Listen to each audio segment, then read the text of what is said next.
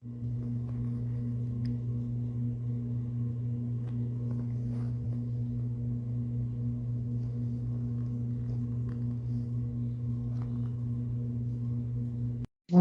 I actually got booted from the live session, and that session was not saved.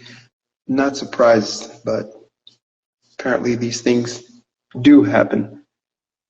I do want to extend my gratitude for those who have shown up, and do pardon that interruption. I have no idea why it happened nor how. So we'll continue where we left off. And for this particular live, as I mentioned, good and evil and what the masses don't know, what is meant by good and evil, and how you can actually recognize it in your world. The last quote that I said that I would be referring to is a quote from Shakespeare, and that's from the play As You Like It. And so you can actually go and look up these quotes themselves. The quote goes like this: "All the world's a stage, and all the men and women merely players. They have their exits and their entrances, and one man in his time plays many parts." So these quotes are by no means frivolously made. They're very ingeniously intertwined into the text, not only of the plays that they are spoken in, but they're also intertwined with other text, such as biblical text, obviously biblical text coming before Shakespeare, allegedly. And I tied it into Genesis 3:22, and this is just a reiteration. And I tied in 3:22 into one of the infamous so-called secret organizations, not so secret organizations of the Ivy League schools. I think both Harvard and Yale are intertwined into the 3:22 because many of the people who belong to that so-called cult or group or society are from or graduates from either of those schools. And the supposed name of the organization is the Skull and Crossbones, and their signature number is 322. Most people had no clue why they named themselves Skull and Crossbones, but there is significance behind that. It comes from a sigil, and it also comes from the actual so-called design or construct of a sigil that you can find in the Goetia or Goetia. And the Goetia is the book of basically the transliteration and the condensed version, if you will, or even perverted version from the keys that Solomon put together, allegedly put together. So you have the lesser keys of Solomon, and these were how to interact with so-called demons or daemons.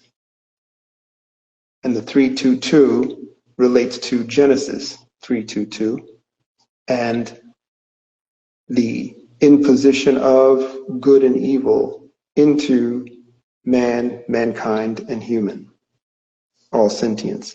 Basically, not just man and mankind and humans, but everything would be affected. How it happened, why it happened, and through what means did it happen, all coming through these various orders who have more than likely knowledge of all of this. But the basic pedestrian knowledge of so-called good and evil is what is spread through indoctrination, education, religion, and of course the constant bombardment through so-called media, etc., popular cultures and cultures. So in other words, the so-called average man has no clue about what true good and evil is. This is evidenced by how most are taken aback or left in awe or wonderment by the so-called acts or inaction of so-called God or Most High or Creator, Originator.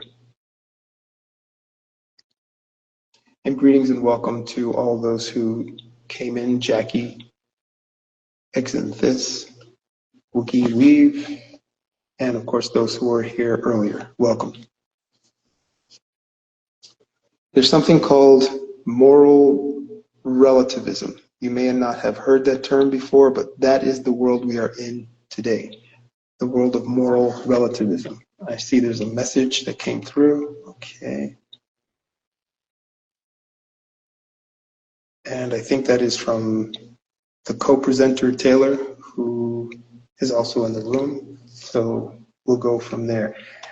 And if you were enraptured by what I was saying, don't worry. I will record everything into a podisode so you can follow along with that as well, because we might take a tangent from this. Okay, yes, I see that, and I clicked on accept, and I am on the telephone, not on the PC this time. So let's see if I can actually send out a request. There we go. I just sent a request, and it said you're unable to join.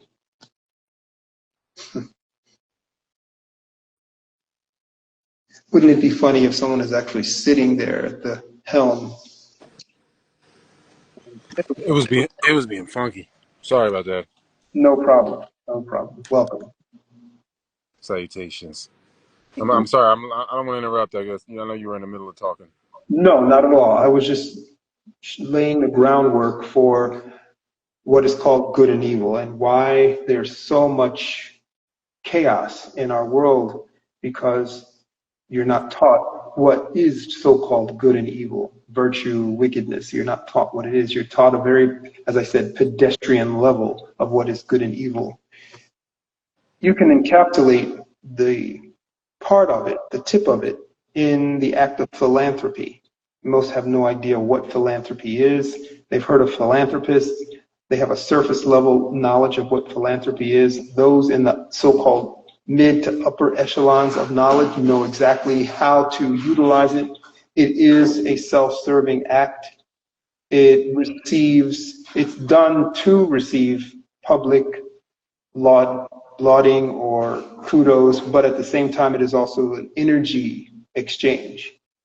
So it is one of the actions that you can find on the so-called these various life trees. You know, we have the Cleopas, we have different representations of energies.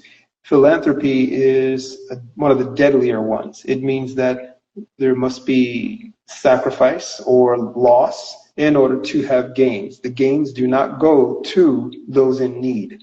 So you have philanthropy that seems to be a benefit for someone or some group in need, when in actuality the benefit goes to the one who's considered or called the philanthropist. That's the act of philanthropy. So philanthropy you could say, is or does encapsulate somewhat good and evil. You're taught, if you can change the way the brain has been entrained to think along the lines of a duality, it will help.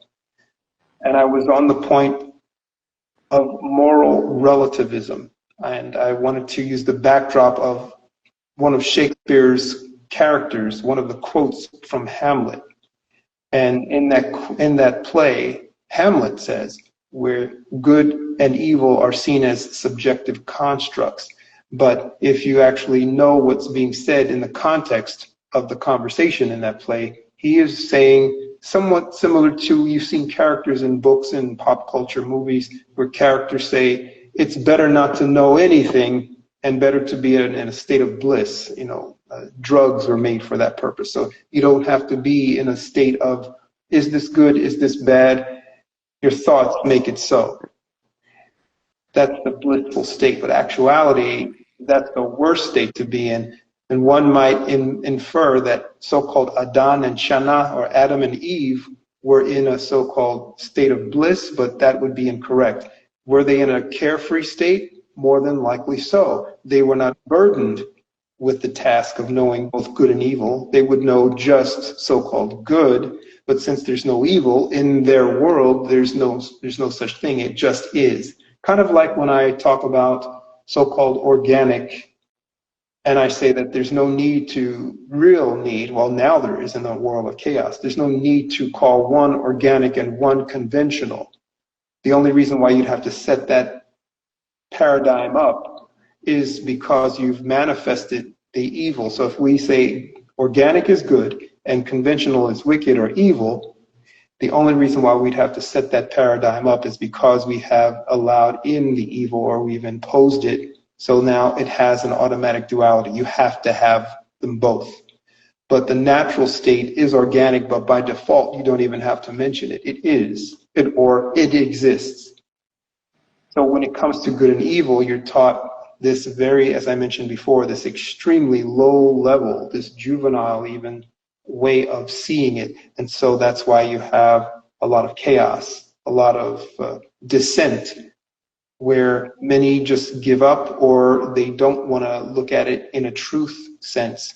They want to look at it in the sense of the eyes that are painted for them through religion. And that's very dangerous. We see this carried out on a large scale, this moral relativism. One country and its government saying we have to do the following because we're in the right. So therefore our might makes right, and we have to do the following. No matter what others say or no matter how it looks, we're doing the right thing. This is the subjectivity. There's no honoring of universal law or prime directive. It's just based on where you look at that Hamlet quote that basically is saying there is no good and evil. It's your thoughts that make it either one. So it's nihilism, basically. That's the belief that life lacks inherent meaning, value, or purpose. And you see this again and again and again in our world.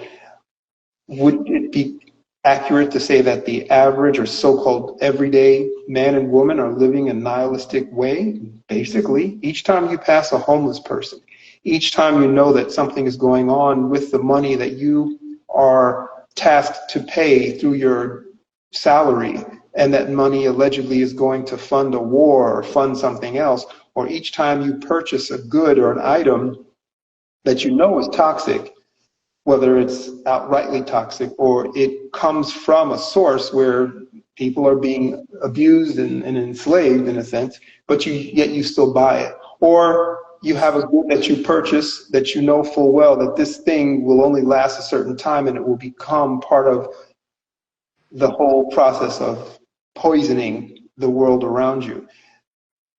You aren't tasked to think about those things. You are tasked only to think in terms of the good, bad, and everything that you think you're doing is good, so therefore you're not doing anything bad, even though everything associated with just that one little act of purchasing something would be evil.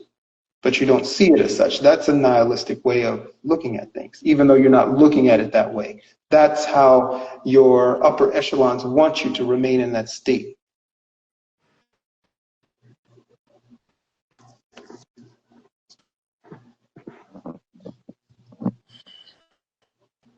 Yes, yeah, I mean, it's pretty a nihilistic based realm, I guess, right now.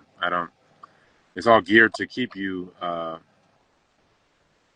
apathetic, and It's like the old saying, what's the difference between, what is it, apathy and, not complacency, I guess, complacency and apathy, where one says, or ignorance and apathy. What's the difference between the two? And the answer would be, I don't know and I don't care. oh yeah, That would be what is going on but it's nothing new. In order to maintain an operative empire base, you have to maintain this type of moral relativism, and you have to maintain it on a pedestrian level. And the reason why I brought up those quotes, because they're so profound, especially that 3:22 quote from Genesis. There are some relativism quotes or relativist quotes in the actual Bible, and I looked them up. For example, Judges 17:6. It says, every man doing that which is Basically, his own will is what creates havoc, and I'm paraphrasing. So in other words, when you do what you will without honoring or respecting a natural law, a universal law, you're just being subjective. And that is what goes on all the time. There's no universal law, or the universal law that you don't apply it completely. So when it comes to law, it's funny you brought up the Klipoth and the different trees of life and stuff. I guess it's always pertinent when we're talking about the garden and everything. But when it comes to law, like, how do you feel like, or what do you know about like the sacred geometry of the tree? Like, I remember you were telling me before, like negation is creation, like the reduction of the oneness or of the originator is what produces the multiplicity. I guess that's what I deduced from that statement. And I was thinking, like, okay, so there's a pattern to that process of negation, and that's what I assumed the tree of life is.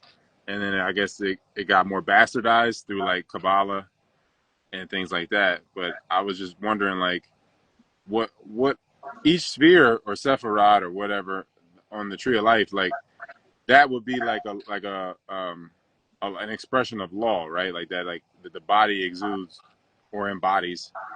And then I guess like are we within like a universal tree? Like, are we somehow in and I guess a tree would be like more so, I guess, like a pattern. I don't, it doesn't necessarily have to be an actual tree, but maybe it is. I just was asking, like, as far as law is concerned, because you were just saying, like, that there's a natural law or an original law that's here that people are not aware of or they don't care to be aware of, and are operating disjointed from that in a subjective manner. And I was just trying to ask you, like, I guess, what is the best reference for the law, to get like the best explanation or expression of the law or original law? And is it like the tree of life before it became Kabbalah? The tree, the so-called tree, the representation of the tree, is within and without. It is outside of ourselves and it is within ourselves. So we are manifestations of it, if you will. And parts of it become inert based on various factors. You can say so-called divine intervention is the primary factor, the main factor, because it can turn on or break a branch or stifle a branch or make a circulation not occur within a branch. I'm using the term branch just so you get a visual. And then, of course, there are things that are done on the daily that will also have an impact. So the tree is, you can say, euphemism for the sentient. The tree is in you, and the tree is outside of you as well. This is also evidenced by the fact that Adam and Eve, so-called, I'm using again the terms that are transliterated. Some say Adan and Shana. They were in a state of carefree. I didn't say bliss. So they also were eating of the tree, so-called tree, which is what? If you're eating of a tree, that is a tree that represents life in its purest form, then, and that tree can affect you if you eat of it, if you do not eat of it. So again, they ate of a tree of so-called knowledge of good and evil, not a tree just of knowledge, but a tree of knowledge of good and evil, a subset. And when they did, allegedly, according to the account, this affected them internally and externally, meaning that that which comes from them and goes forward will be affected by their actions, internal actions and external actions. And the same thing would apply for the tree of life, which apparently they were eating from. That's why I use the term eternal and carefree at the same time.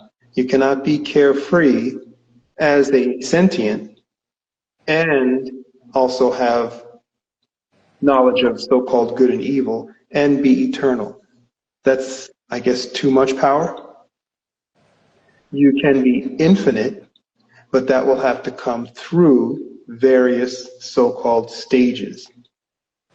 And in those stages, in this tree, you do not carry forward anything from the previous one other than that which you are allowed to carry forward. From a Sephiroth to a Sephiroth is what we're saying, or from one tree to another? From the same tree. Okay. From one rung or one branch of the tree.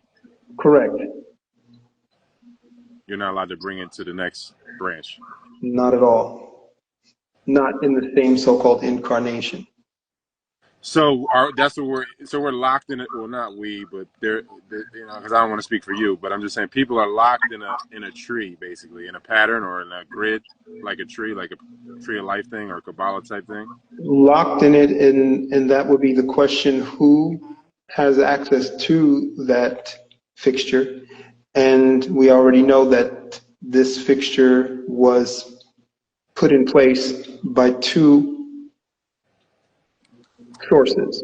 One, say for instance, the source would have been the serpent, just through interacting by its beguiling. So, and then the second, the second would be the action that occurred as a result of that connection.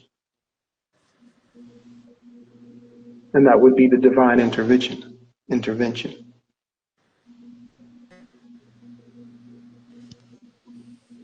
So that was the divine intervention in the sense that it's kicking people out of the garden, or pushing people into this experience that that's disjoining them from The carefree. experience goes with the territory of so-called knowledge of good and evil. Knowing your way through it and around it, how to recognize exactly what you are to do while in it, that goes with the territory. You can kind of, I guess, make it concrete by thinking of it in terms of a parent talking to an obstinate, defiant youth who says who's done something that says, I'm an adult. And the parent says, okay, if you're such an adult, you're now going to go out into the adult world.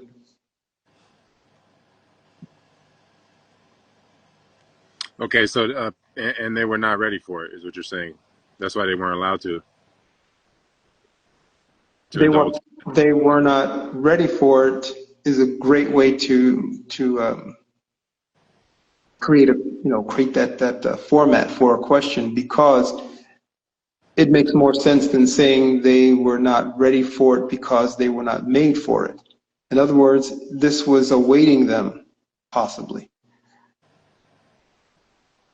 So all the experiences that one could have, I guess, is just you're gonna go through them. It's just got to be an order to it. Not necessarily an order, but you can create a path for yourself. And along that path, if you're doing it wisely, that's why we have numerology. That's why we are told to read the luminaries. So you can set a path. Obviously, many throughout so-called history, according to tales and accounts, have used edges or hedges in order to either get around something or maybe go beyond the scope of their current status. So we look at Solomon, for example.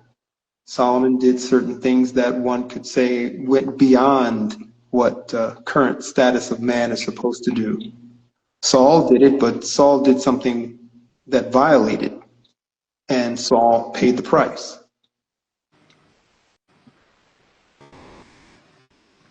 Yeah, I mean, I guess it's different degrees of violation based on whatever law. It's like a misdemeanor and a felony. You can say that, or one must be ready for what one steps in. So-called Adon and Shana were not ready for what they stepped in. They stepped into it at the incorrect time if it was to occur in the first place. When you see things again from pedestrian standpoint, the way religion teaches you, the way history and indoctrination teaches you, colonialism and empire teaches you or indoctrinates you. Many have different ideas in their minds that we're dealing with primates or we're dealing with people who are just in a state of bliss, naked and dumb and happy. And so, that was to be their lot eternally, eternally, not infinitely. And therefore, that was their making. That was how they were designed. If you want to think that way, then you're literally not thinking. You're thinking in terms, again, of the very small-minded, marginal good and evil. You're not thinking in terms of, oh, wait a minute, perhaps they went too far, too fast, too soon. If they were already exposed to eternity, if they were already learning and absorbing all of the knowledge that went with their plane, where they were, their realm, then who knows what lie before them in the way of knowledge. Were they being taught by so-called angelic beings that were sent their way? Were they being taught by their own experience? I would say, if you want to use that term, angel, that's fine, but I would say that they were being taught by all of the above and learning as they go. So they were progressing. You stifle your progress. And we see that today. If we want to look at so-called good and evil, you stifle your progress when you participate in evil, but there are certain instances where you stifle your progress when you participate in something good. But what does that say? Does that say that, so good is no good, you should therefore either try to stay neutral or go with so-called wickedness or evil? No, it says that you were not using true wisdom. Yeah, it's like I guess if you have $1 in your pocket and that's all you have to your name, it's like, yeah, you want to give it to the homeless person, but now you're in the same position they're in. Something like that. Yeah, you can say that. You have to utilize that wisdom that maintains not just the balance between so-called good and evil, but takes you beyond those realms. You're in a realm where some might say it's like a game, but let's use your scenario. What manifested that beggar, that poor person, that individual who was, as they say, down on their so-called luck? Are you contributing to the world that they're in? You can say, no, you're not, but everyone is contributing to their world. He or even she is contributing to your world to some extent. How do you change that? Everyone, I would say, at so-called heart has a desire to want to see what they know is there, and that's that carefree state. That carefree state is not an ignorant state. That carefree state is not a blinding rose-colored glasses state. That carefree state is where all things, as the saying goes, will be equal, all things being equal. So that homeless man is not homeless. He has exactly what you have. You have exactly what he has. No one is ill or sick. Everyone's home is beautiful. No one wants for anything. You do what you do because you enjoy what you're doing and you know it contributes to the world around you in a holistic sense.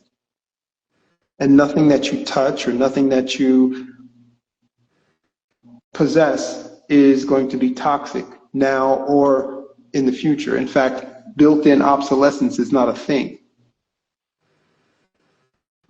That's that state that exists within all, and you feel it, you sense it, but you just don't know how to achieve it.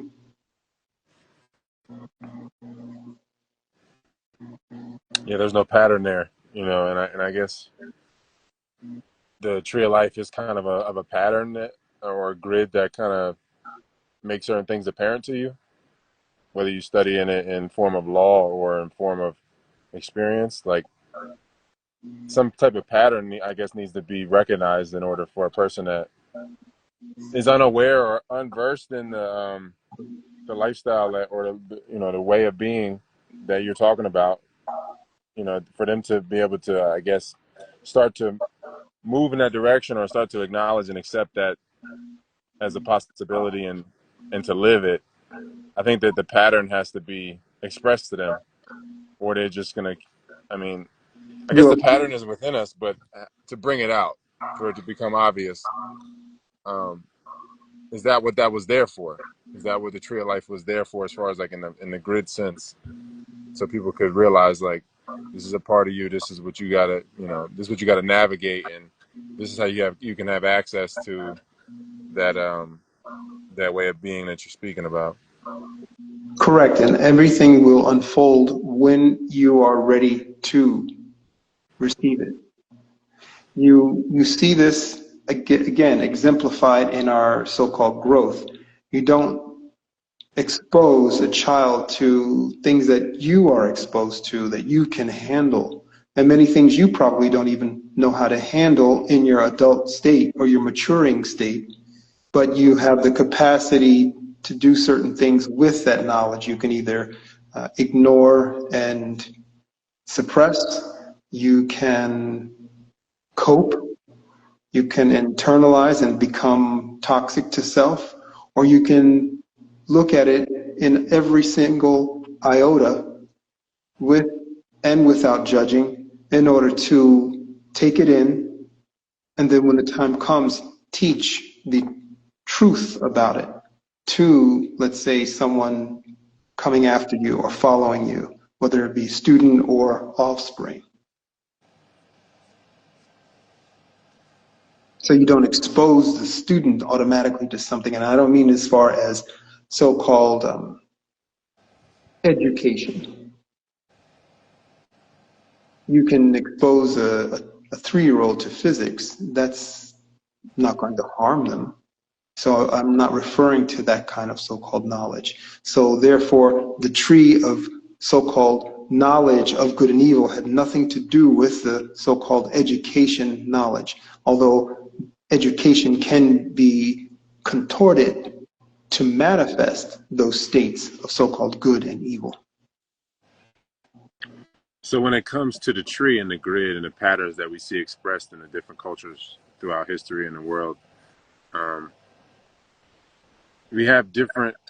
It looks like it got adulterated at different times, and it went from a different count or different amount of spheres to a lesser amount. Where in Kabbalah there's 10 spheres, and I was wondering, is that because there's a people that's a 10 sphere people? They don't have maybe those other strands of DNA. I don't know if the 12 strand DNA thing is accurate, but was that the way it was? Was it the tree of life had 12 spheres initially, and then to represent, I guess, the 12 cranial nerves or the 12 strands of DNA or what have you, and then if you go into a reduction or a reduced state of that, then you get your different trees of life, the Patnateru, the Kabbalah.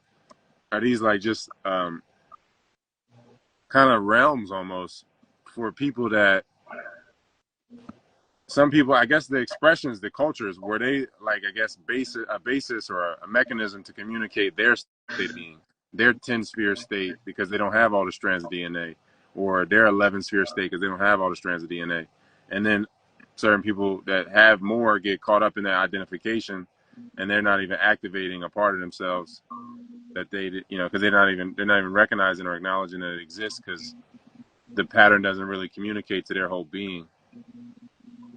There Is are that more, right, there are more evolved individuals, just using the so-called evolutionary model of groups.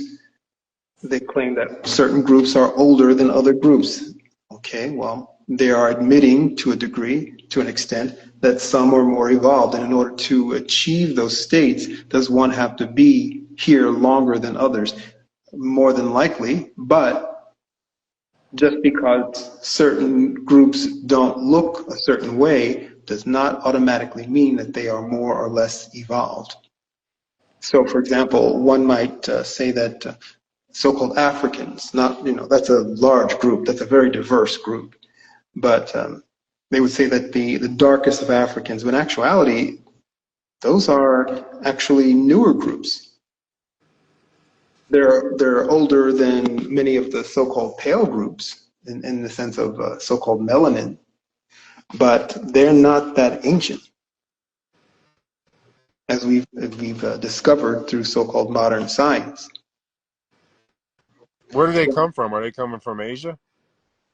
Many through Asia, many are a mix of, I don't like those terms that they have used in anthropology, but many are actual mix of so-called Cro-Magnon and Neanderthal. So the original Cro-Magnon and the original Neanderthal, they look like an Australian Aboriginal, that distended brow and everything. Correct. According to, again, um, so-called anthropology and the studies of such lineages of so-called man, mankind, and human. And they're very dark, just like you have people from central Congo region of so-called Africa. They're very dark. But darkness does not equate to length of time in this realm or so-called evolution. So are there? So there. I mean, obviously, I guess there's recessive Shemites or recessive. How I guess there's different recessive batches, I guess, of Aboriginals from around the world, and then they could possibly be older than a so-called European today, but they happen to be more recessive. Like I'm just making this point just to say that there's lighter skin or more paler skin versions of more original people as well by this point. Mhm. And I just wanted, I guess, to know where people like was it different seeding points like for these different batches of people, these different ages of people. Was it like during the resets that a new batch would just spawn, or was it or people just set on Earth in different times, you know, with like during one phase, and then so you got like Australian Aboriginal. Are they actually from Australia? When were they placed there? And same thing Allegedly, with allegedly they're not, but they were there prior to most others. They're definitely there before the invaders from the proxy Europeans came there. And I say proxy because they're not from Europe, but they were definitely there before them. But some trace their lineage, and I'm referring to the so-called Australoid or Australian people. They trace them to the continent that you'd call India, certain part of India. And if you actually went to India, you would find people that actually looked just like them. So is there truth to that, or did they inhabit that entire area? Islands are usually places where people got separated or they went to. So, just using things logically, how does someone get on a place or in a place that is surrounded by water? They have to come there or they were placed there. This also ties into the whole, the aspect of good and evil, separating individuals based on their growth and where they were and their practices. Those that were practicing things that were unacceptable to those who are more evolved, they obviously would not be a good mix. And we see today there's a mix of everything. Different ways of acceptance of certain practices are considered normal, from hygiene to, how to treat one in a contract situation, or how to marry, or what's the age of consent. All these things vary. So if you start mixing all of these different types of mindsets together and ways together, you will bring chaos. So you can say that the pedestrian view of good and evil was a necessary, was a must, so that you can maintain a basic control system for all of these various groups that are now mixing and mixed together. You have the encroachment of a less evolved group upon an evolved group, And you see the clash that goes on there. On the surface, it would say that the so-called less evolved group benefited from the encroachment and invasion of the allegedly more evolved group, but that's based on the tales out of history. Those so-called more evolved groups were usually not more evolved, especially when it came to such things as treatment of one's fellow sentient, to the level of hygiene, to the level of thought, to the ability to conceptualize and use logic. But they made great so-called soldiers. So they were perfect for invading places. That doesn't equate with being evolved in any way, shape, or form. Yeah, and you got situations like in Australia, like you said, though, as far as like putting certain people in certain places. I mean, even the graphs, for whatever reason, I don't know. Actually, I guess you could clarify this, but Australia for the so-called European was a prison colony, right? Well, yeah, because for one, it was far from everything, and that was the mindset of the remaining nobility and the classes of people that wanted to see parts of Europe cleaned out. You know, the stank, as they say, had reached to the heights. People were smelling it in their buildings, their high buildings, and they did not like that. And of course, the streets were unsafe. The forests were unsafe when, you know, after the fall of Edom or after the fall of Rome, no one went into the forest, not without, you know, armory or weaponry. And then, of course, as these things proceeded into the latter centuries, the streets became filth and dirty and vile. Hence the reason you got more rats. Rats follow people. Vermin follow people, follow filth. And if people are filthy, well, you're going to get vermin, and from vermin you get illness. So you have this large group of people or peoples dying off, and you see that recorded in the trees. You see that recorded in, if you were to dig into the earth, you would see that into the earth. Every sign of every change of so-called restructure or reset is recorded in the plane, in the realm. And you had that occur more than once. And this is as a result of just encroachment. Yeah, I was just gonna ask, like, if these people were slaves that were sent to Australia, was that like just the standard? Like, as far as like, we're just gonna send our slaves out, almost like the front line, when we're gonna go colonize somewhere, and it happened to, you know, if they're using pale people, and that's what Well, Australia you can was. set up a hierarchy system that way as well. You can set up a hierarchy system, which was done in the Americas too. The hierarchy system would automatically occur like it occurs in most prisons. You have, it will automatically happen. This is just the nature of the human brain. Someone will take control, but if you designate groups or certain people as controllers, everyone will fall in line. So you set up governorships in certain places, and this is how you had, for example, the Jamestown colony or the Roanoke colony, these various colonies, but they all had so-called leaders, and those leaders carried with them mandates from the crown, and everyone followed accordingly. They adhered to whatever they were told to. But the main thing was to get things built and to either stay away from the local populations or manipulate them, or for, you know, go to places where they were less hostile. And when I say hostile, I just mean protective. You know, you have a right to protect your home.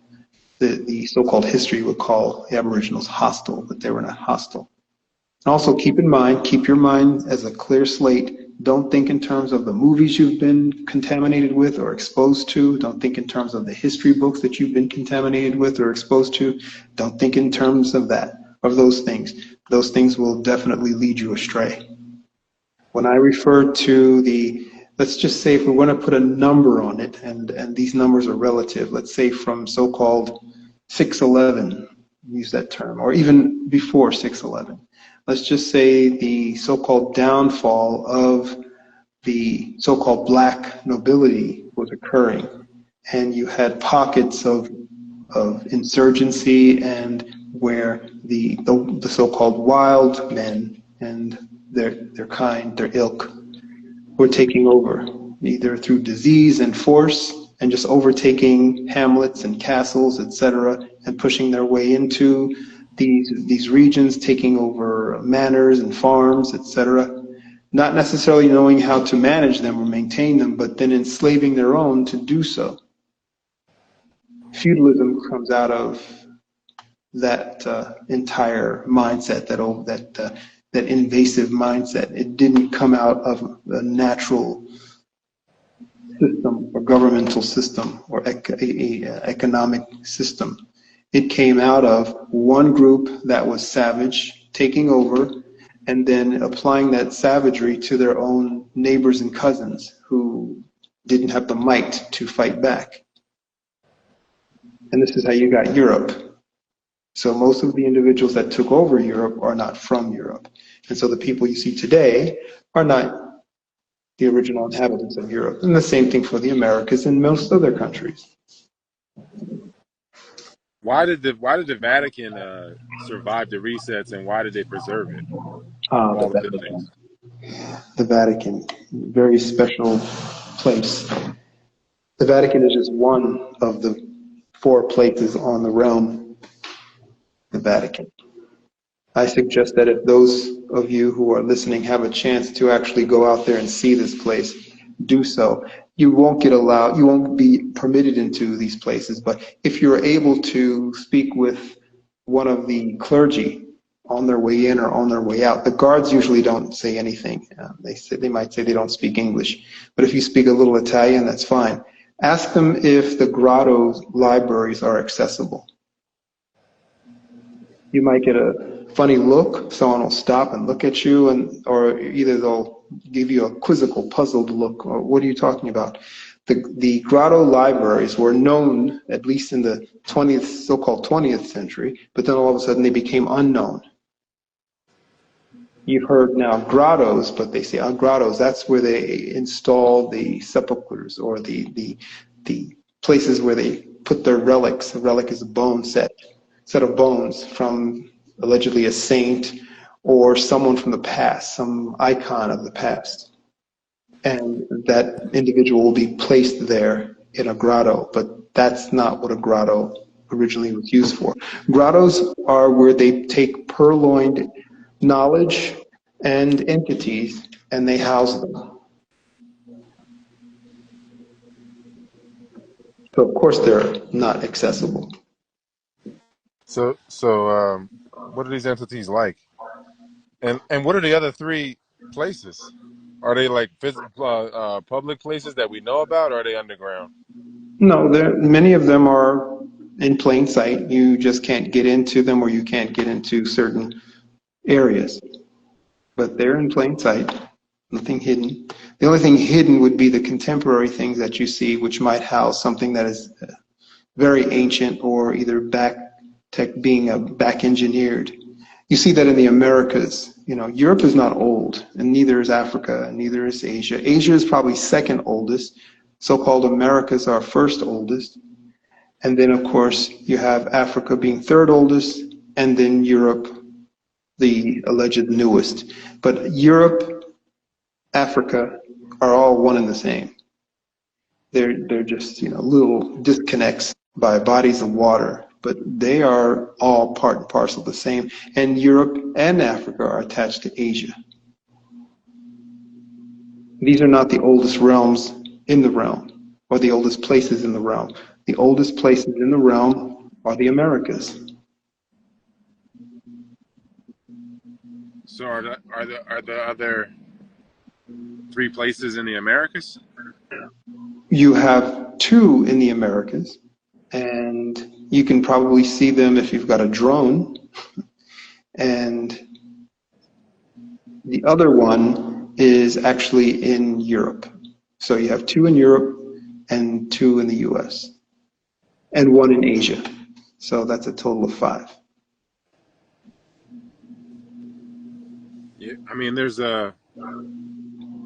there's so many things in Asia. I feel like like as far as like the massive sculptures and the pyramids and all of that type of stuff. I mean, it seemed to have been on another level than Africa or Europe for sure. If you want to see what the societies pre-Egypt, or actually the early societies of Egypt, you would go to Asia and the Americas. Those are the early so-called Egypt. And I'm using that term loosely, Egypt. But those were your original Egypts, the Americas and parts of Asia, Central Asia.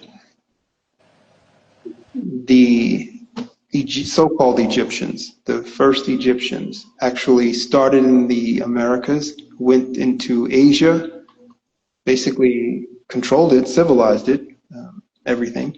And then, of course, you see the new Egypt, which would be so-called Africa, Northern Africa.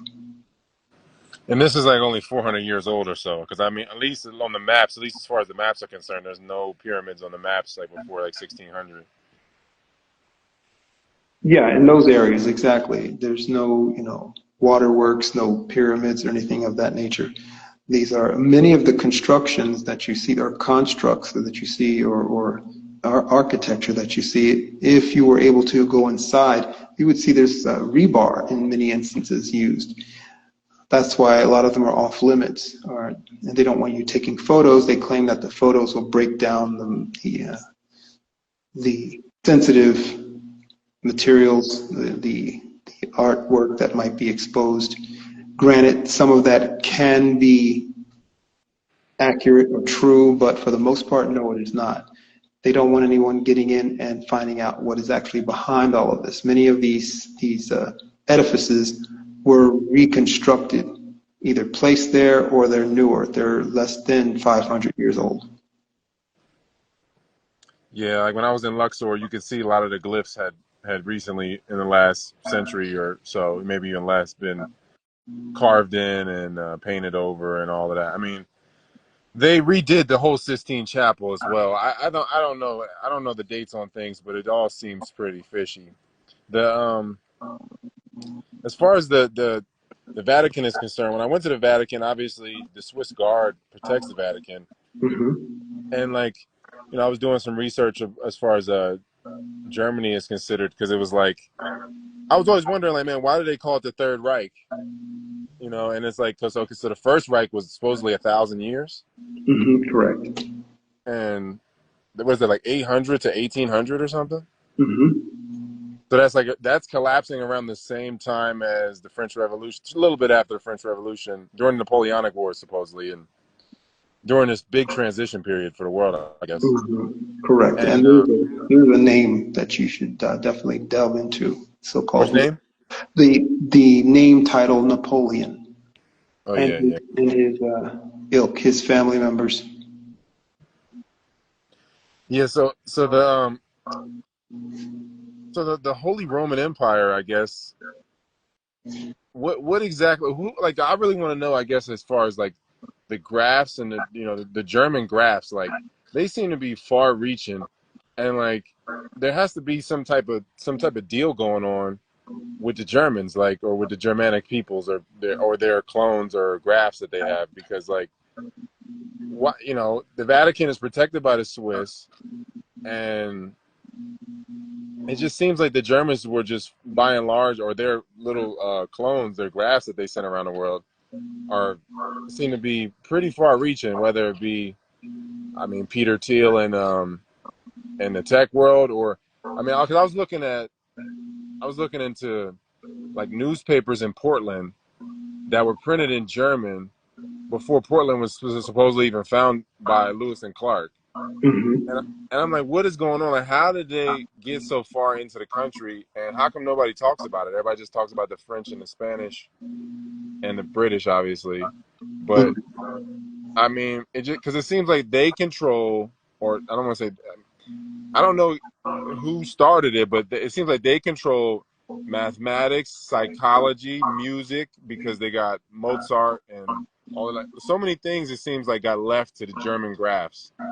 Mm-hmm. And I just want to know, like, who is the stock? What are they? Like, why? Like, how did this happen to where they had so much intelligence bestowed to them, And because obviously it seems like they tried to re-emulate it over and over again. They got the 1,000-year First Reich, and then the Second Reich is like, I forget, like 15 years at some point in the late 19th century, and then obviously the Third Reich is Hitler.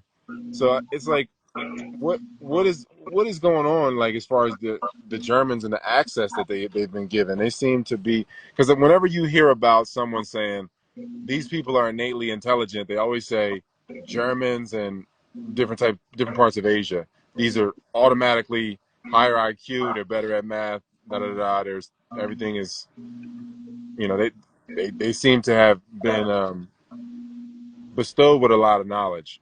You know what I mean? And I just want to know, like, where do they come from? Who are these so-called Germans that we have today, and who made them, and why do they get so much access compared to a lot of the rest of so-called Europeans?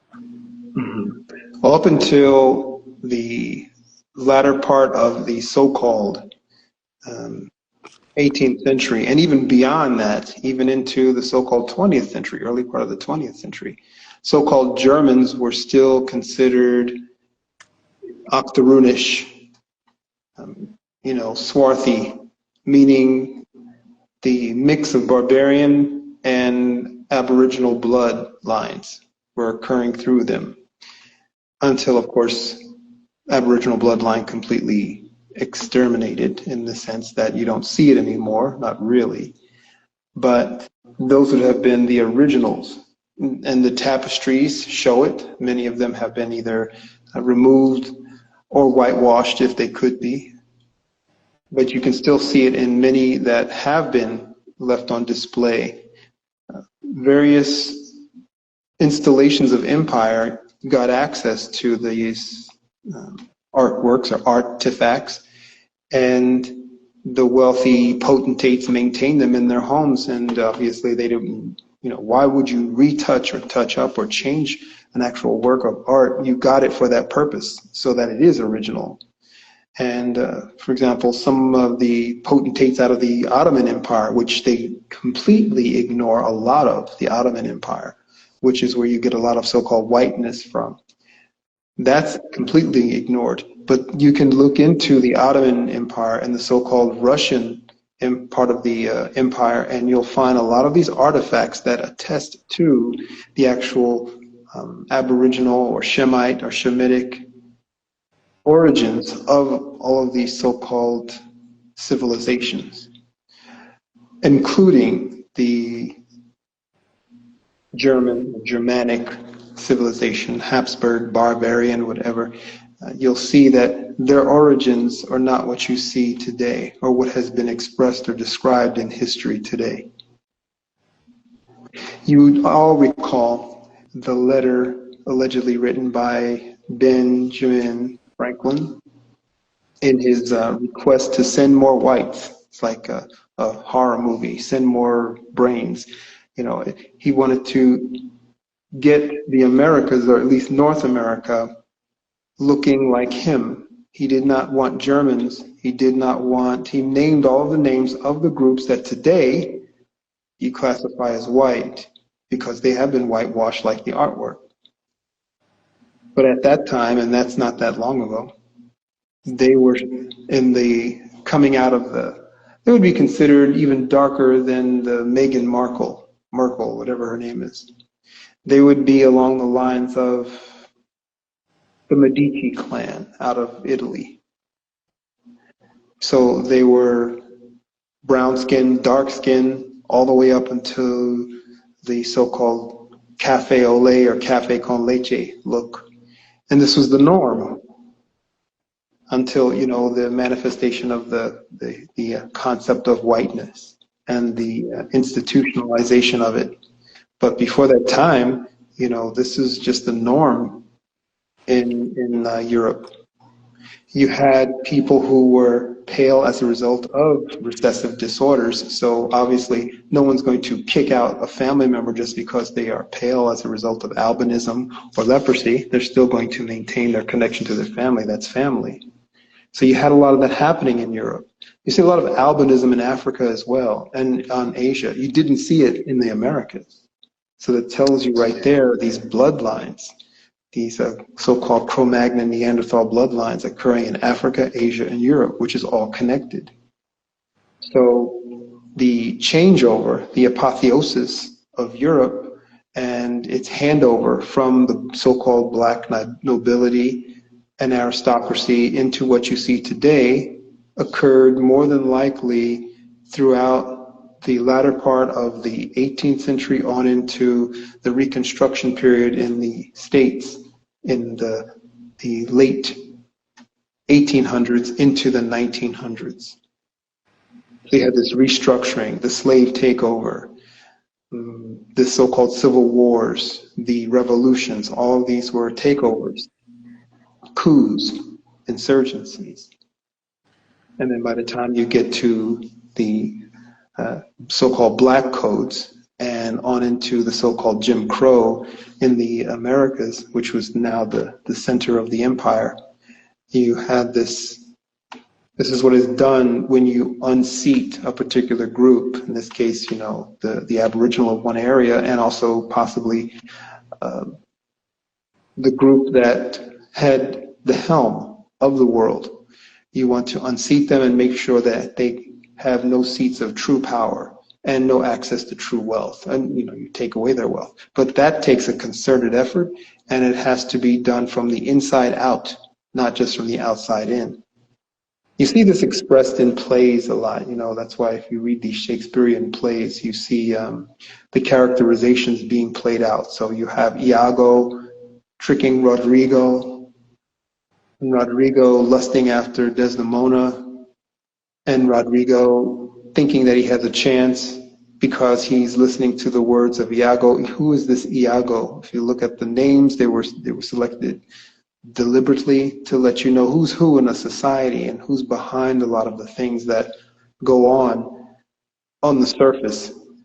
So someone was expressing this, I think, in one of your lives. I kind of heard it after the fact. I think that they were saying something in regards to the civil rights movements. If people only knew that most of these movements were funded, most wars and movements, not most, in fact, all, have to be funded. No one goes out and fights for free. So all of these things are funded. In fact, they're initiated. Someone has to initiate something, do something to rile people up, to get them to do things. And then, of course, through ideology and indoctrination, again, with the good evil on the basic sense. So if I can get you thinking these people are evil and you are good, you're more apt to follow dogma and hurt someone and go against what would be a prime directive. So these movements, let's look at the movements in the so-called US, these movements were funded and backed by a particular group or groups. In this instance, group. And I say groups because, you know, the span of so-called time, the faces change. But the groups pretty much are the same. The names of the groups might change or the organizations might change. You have a George Soros, for example, funding a BLM. And conveniently, BLM is also Bureau of Land Management. But no one would put two and two together that this person, Soros, is going to clandestinely fund these, this so-called grassroots, so-called black movement, which had nothing to do with black. But, you know, that in itself is a trap and a trick. So you take that 100 years earlier, and the same thing was going on then. No one would think in a million years that Marcus Garvey got funding and help from the Ku Klux Klan, or that Elijah Muhammad got funding from hate groups, so-called white hate groups. You think, oh wait, that's the Nation of Islam. That makes no sense. A lot of these groups are receiving secret funding from private sources primarily and government sources to purchase their churches so that they can do, you know, the mega churches are nothing new. And so far as the Americas are concerned, you know, you had the Amy Simple group. They started with the tents. They really didn't have churches. They used churches that were built already. But other groups like the Father Divine group, they actually had churches built. They got funded. The Elder Mishaw group, they got 600 and I don't know, or between 6,000 or 1,000 and 600 acres of land in so-called racist Virginia to build a church farm, to create a church farm. And that came from one of the Rockefellers. He literally handed over, like, here's the money, go buy your farm. But the purpose was to maintain and manifest a certain type of spirit within the Aboriginal people themselves, so that it would begin this era of integration with the slaves. And when I say slaves, you know who I mean. The people Yeah. who don't today call themselves slaves. They think of themselves saying, I'm white. No, you actually come from slaves. And I don't mean so-called black slaves. But that was the whole purpose. And no one, you can just look at these things. These are not hidden, a lot of them. Martin Luther King's promotion and speeches written by so-called whites. Yeah, I mean, he was completely bankrolled by the Rockefellers and Rothschilds. But I mean, you know, when I was in Fiji, everybody there, you know, for the most part, they look like indistinguishably different than I guess what you would call so-called Black American. But They had Afro. I saw more albinos there. Correct. Yeah, and it's like, how is this place? You know, I mean, you go to Atlanta, and there's more people in Atlanta, and I don't know if I've ever seen an albino in Atlanta. I've been to Atlanta a bunch of times, you know, and the same thing with South Africa. I went to South Africa. I saw so many albinos. I'm like, man, I might have seen 10 albinos in my life up until this point, until I traveled to these places like this, and I'm like, how is this so, you know, I guess common for all these albinos to be here? But I guess it's because genetically they're not the archetypes, and so since they're not returning to an archetypal bloodline, you know, they can just continue to breed with each other. Just forces albinos into the mix. And I was just wondering, like, how long, like, is this the process that creates the O negative? And like, what like, I guess, what is removed from the O positive to O negative? I mean, they just talk about the RH factor, but what exactly, like, what coding is actually removed? Because in this process, like you said, of like integration, this forced integration that happened, because it was a forced integration on America or United States, what have you, and like in this process, it only benefited one side. It didn't benefit so-called Black people, because pale No. people now they got an opportunity to you know, I guess, copy and then also breed with these with a bloodline that's actually more diverse, to they could keep themselves alive for another 100, 200 years. But And like, the eugenicists, you have various factions that are behind all of this, obviously, and in the science realm, the realm of psychiatry, and they're all confederate, if you will. Some of the proponents of so-called integration did not want sexual integration. They thought that that would create confusion. They wanted to maintain, like Benjamin Franklin, his ideal was to, bring over the numbers, but don't mix. Don't sexually mix, because that will reduce the population. It's okay to, mix as far as integration and adopt and usurp whatever necessary, but don't mix in that regard. Don't mix sexually. And then, of course, there are others, as you mentioned, who wanted to get that. They knew that by increasing their chances for survival into the future, that perhaps their offspring should be mixed with the true originals, at least have some of that bloodline within them.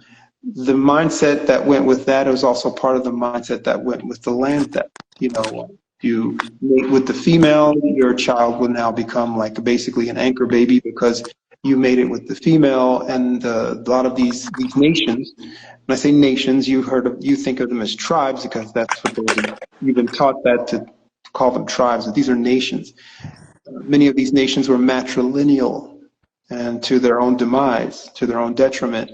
And therefore, it would be easily to unseat them by just getting rid of the males And now you have the females, as I mentioned in prior IG lives, that this is what occurred. But at the same time, you also ensure your lineage into the future because you're mating with an evolved or a longer term seed line that's been around since the beginning of so-called man.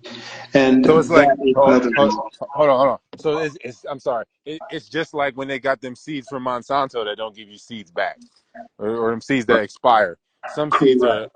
they're supposed to last longer.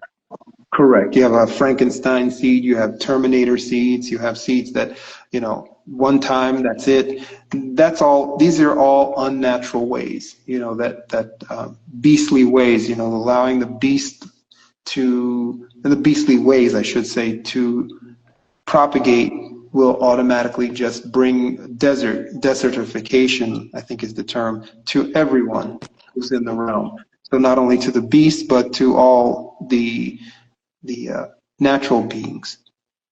Therefore, what did that say? That the beast is not ready yet. Everyone, kind of like, like the cake that is not ready to come out of the oven. And that is what was going on here. Some things were meant to just go. In the true realm of so-called good and evil, you recognize that these are facets of knowing. It's not just something of, okay, this right, this wrong. That's very Tarzanic. It goes into realms of aspects of being and seeing and knowing. So when you look at so-called nature, and you see, well, why is this being allowed? Or I'm going to go in and stop this reptile from eating this bird. Did you look at it in a holistic sense? Did you see what was happening? Did you recognize what's going on? Are you ready, if you step in, to take on everything that is required when you step in? And there's so much more that's required that you do not have access to seeing because you're not even prepared for it. If that is the case, then step back. Yeah, I mean, like it's like the guy I got this property from. He was like, man, watch out, man. There's rattlesnakes out here. He was like, when I first got here, I was killing like 150 a year and stuff like that. And I was like, damn. But then I guess he decimated the population. And Mm-hmm. but then I feel like that's just created more vermin. Mm-hmm. You should have called him St. Patrick. Yeah, it's just like a cycle. It's just so many things that come with it. I don't think people just want one part of the cycle, Mm-hmm. and That's they're not really that's a ready for the beastly nature. ramifications. That is definitely a beastly way. It's not looking at anything in the sense of a so-called godly way. And why do I say in a so-called godly way? I'm using that term loosely, but that very passage says that man will know as we know, basically, will be able to know the knowledge of good and evil.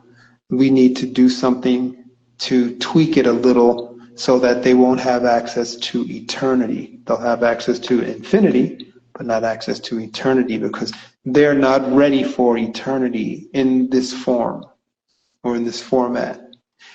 Therefore, the beast is not ready for all of the things that I have been referring to, and you can see that in this realm. The beastly ways of beings that might be considered on the surface, that's like good and evil on a surface, in a pedestrian way, seems one way or the other. So someone with a PhD is seen as the epitome of knowledge, but that same individual with the PhD is also head researcher at Bayer or ADM or whatever, and they are manifesting monstrosities. How is that the epitome of knowledge? It's an imbalance, definitely. It's an imbalance because they're utilizing the wicked side, the evil side. But we don't see that. We see the PhD, and the person with the PhD, that's all they see. I've talked to many people, countless people, who are in these industries, and they don't see, I know some of the reasons, but on the surface, they don't see the wickedness in their ways. They see this is a way to ensure food safety and a so-called abundance. Notice they usually will not use such terms as abundance, like healing is never used in allopathic medicine because they cannot. This is not abundance. Do you want lab grown anything or something that is not naturally occurring to be part of your abundance, part of your sustenance? No, if you are literally utilizing that so-called God brain, that's what it says. You now have the brain of a God because of the fact of what the so-called progenitors did. So with the brain of a so-called God, or if you want to say demigod, you should be able to look before you leap. You should be able to recognize and then rationalize.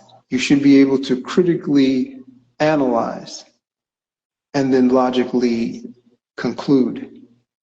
But if you are not doing that, you're not using a God mind, you're using the beast mind, a beastly mind.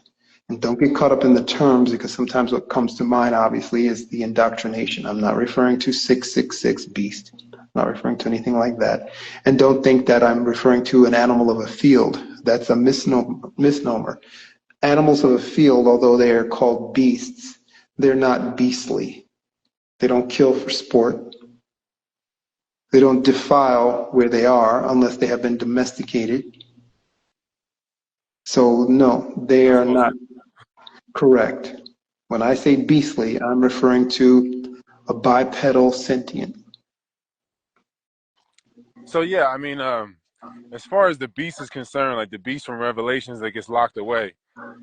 In the most recent Mission Impossible, I was reading the synopsis, and so they created an ark because like the AI is taking like a parasite AI is taking over the world in the movie, and they created like a ark of all the data that they feel like humanity needs to store, and they put it in like an underground bunker in Africa somewhere, South Africa, and it had all of the it's like just a bunch of servers that had all of the I guess important data of human history, and the parasite was trying to get into the ark so that they could survive the reset. It wanted to like collapse the system, the whole world, and then it would survive the collapse in the ark, and then what they had to do was like basically trap the AI parasite into like a 5D USB drive type thing, and I was just like, man, this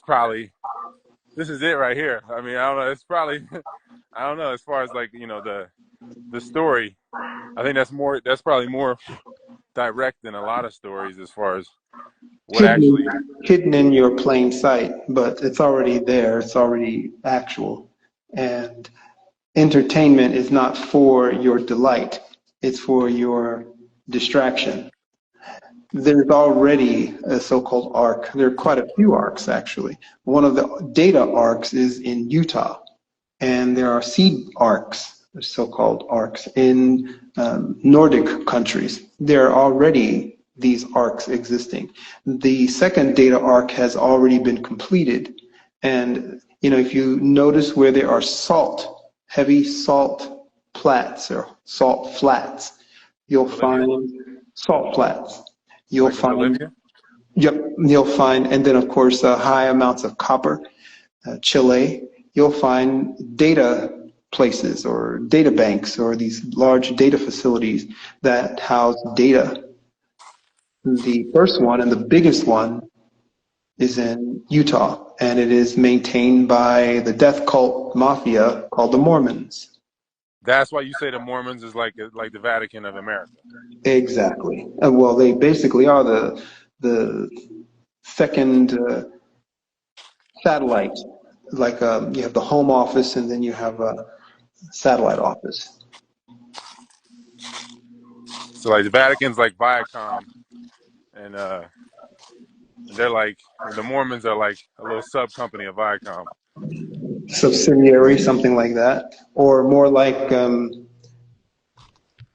7, ABC, in an affiliate WABC in Los Angeles or something, and its main headquarters in wherever ABC's is headquartered, Black Rock, whatever, that's CBS. But that's what I mean. So in other words, they are related, and they're doing the same thing. They're carrying out the same thing. And pardon the they. Um, I usually use names because it's important to name the names, and I don't want to get caught up in that whole they thing. That's part of the programming to create a stifling effect in the brain, in the thinking, so that you think you are powerless, so that everything is going in a direction that you have no access to know about or any input of. You do, and there is power, or there are powers in numbers. So what's with the North Pole? Like, did things descend from there? Was that what it was or is? Your The audio things broke descended up. from there? Your audio broke up. Could you repeat that? I said, what's with the North Pole? Did things descend from there? Is that where the garden is or was? Because I think that North America is the only place that has add to that area, right? Like, it seems like, I guess if people did there, they maybe would have came down. I mean, because I don't know. I was looking at, like, there's a pyramid in Wyoming called, like, the Ames Monument. Mm-hmm.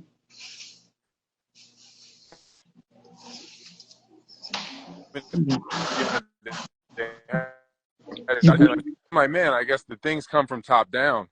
Your Like, audio dropped out completely damn. when you said that. But as far as so-called gardens, when you think of these terms, you should know many of the synonyms for garden, and know that a lot of things are written in parable format. There are many gardens in the complex, and these various gardens, some are closer than you think. One of the primary gardens is in Florida, so-called Florida. So,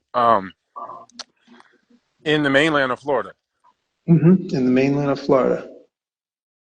So that's why the Seminoles, I guess, had their stand there. Mm-hmm. They knew what was at risk.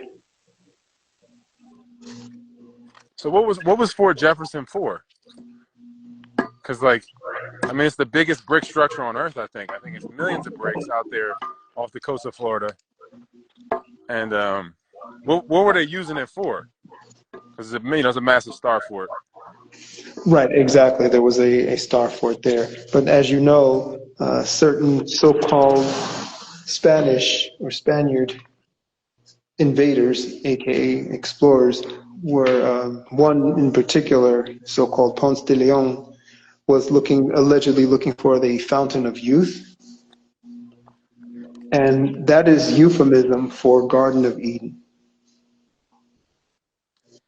And that's why the Spanish went to Florida first. Mm-hmm. Because they have access to ancient maps by way of the so-called Vatican.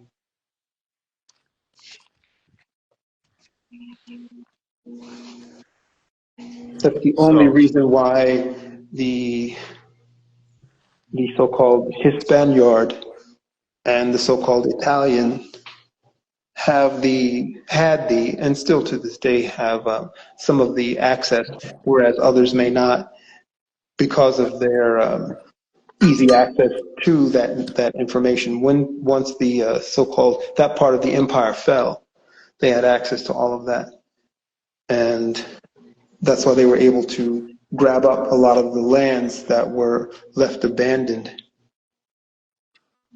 as a result of wars and other situations, overthrow situations. So that's why they have access to all of that material. Many of these things were in older Latin language, and a lot of groups couldn't read older Latin languages, but they could.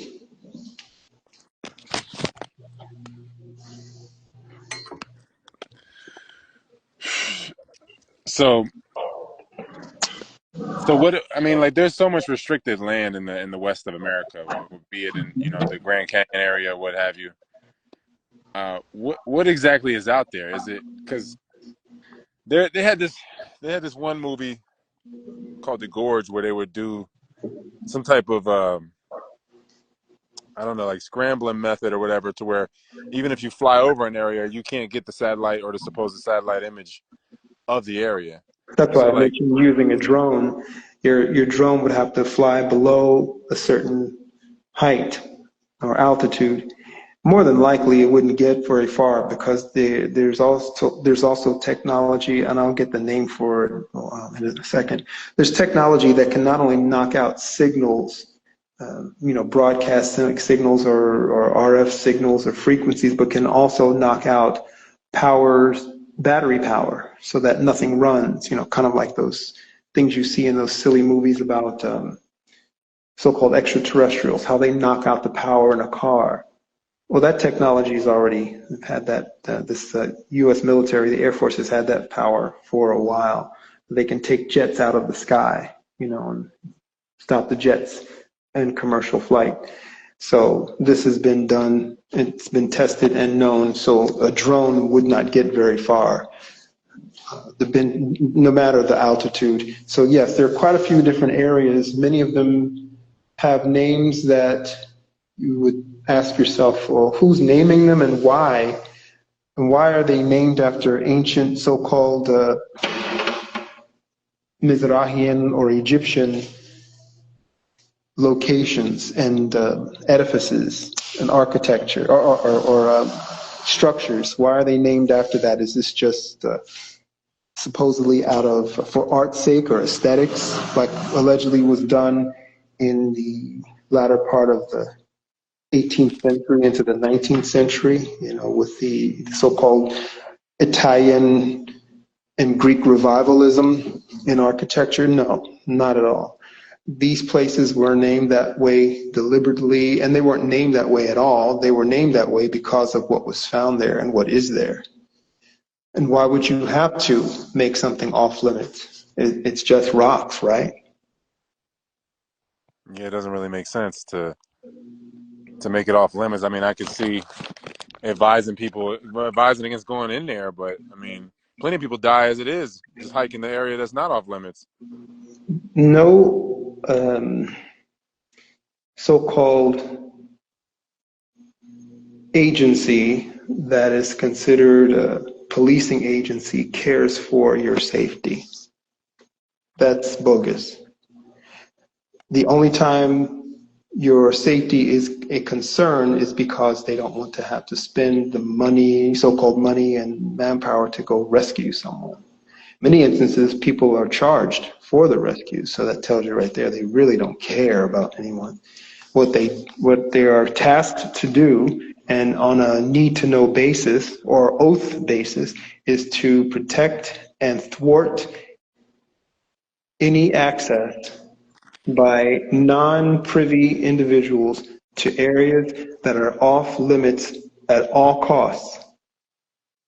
I recall going to a base. I was invited to see some type of jet that was on display, and it was in a hangar as opposed to being outdoors. But there were jets, stealth jets, outdoors, but they were roped off like some nightclub VIP area. And there were signs posted, clear as day: do not go near plane. Violators will be shot.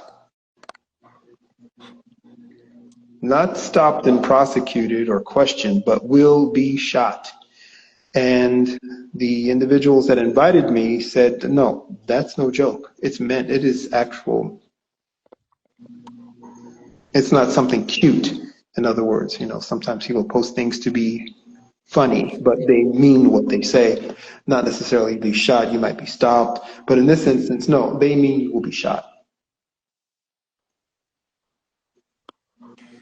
I mean, it's like, I mean, there's so many things that, as far as like the way the history has been edited, like I said, the Ames Monument in Wyoming, and the because none of it adds up. That none of this stuff adds up. That Denver has the population that it has, and the time, the amount of time the city got built up and everything. Because the railroad went through Wyoming, it didn't go through Denver at first. It didn't go through Colorado. Exactly. And No one puts those two things together.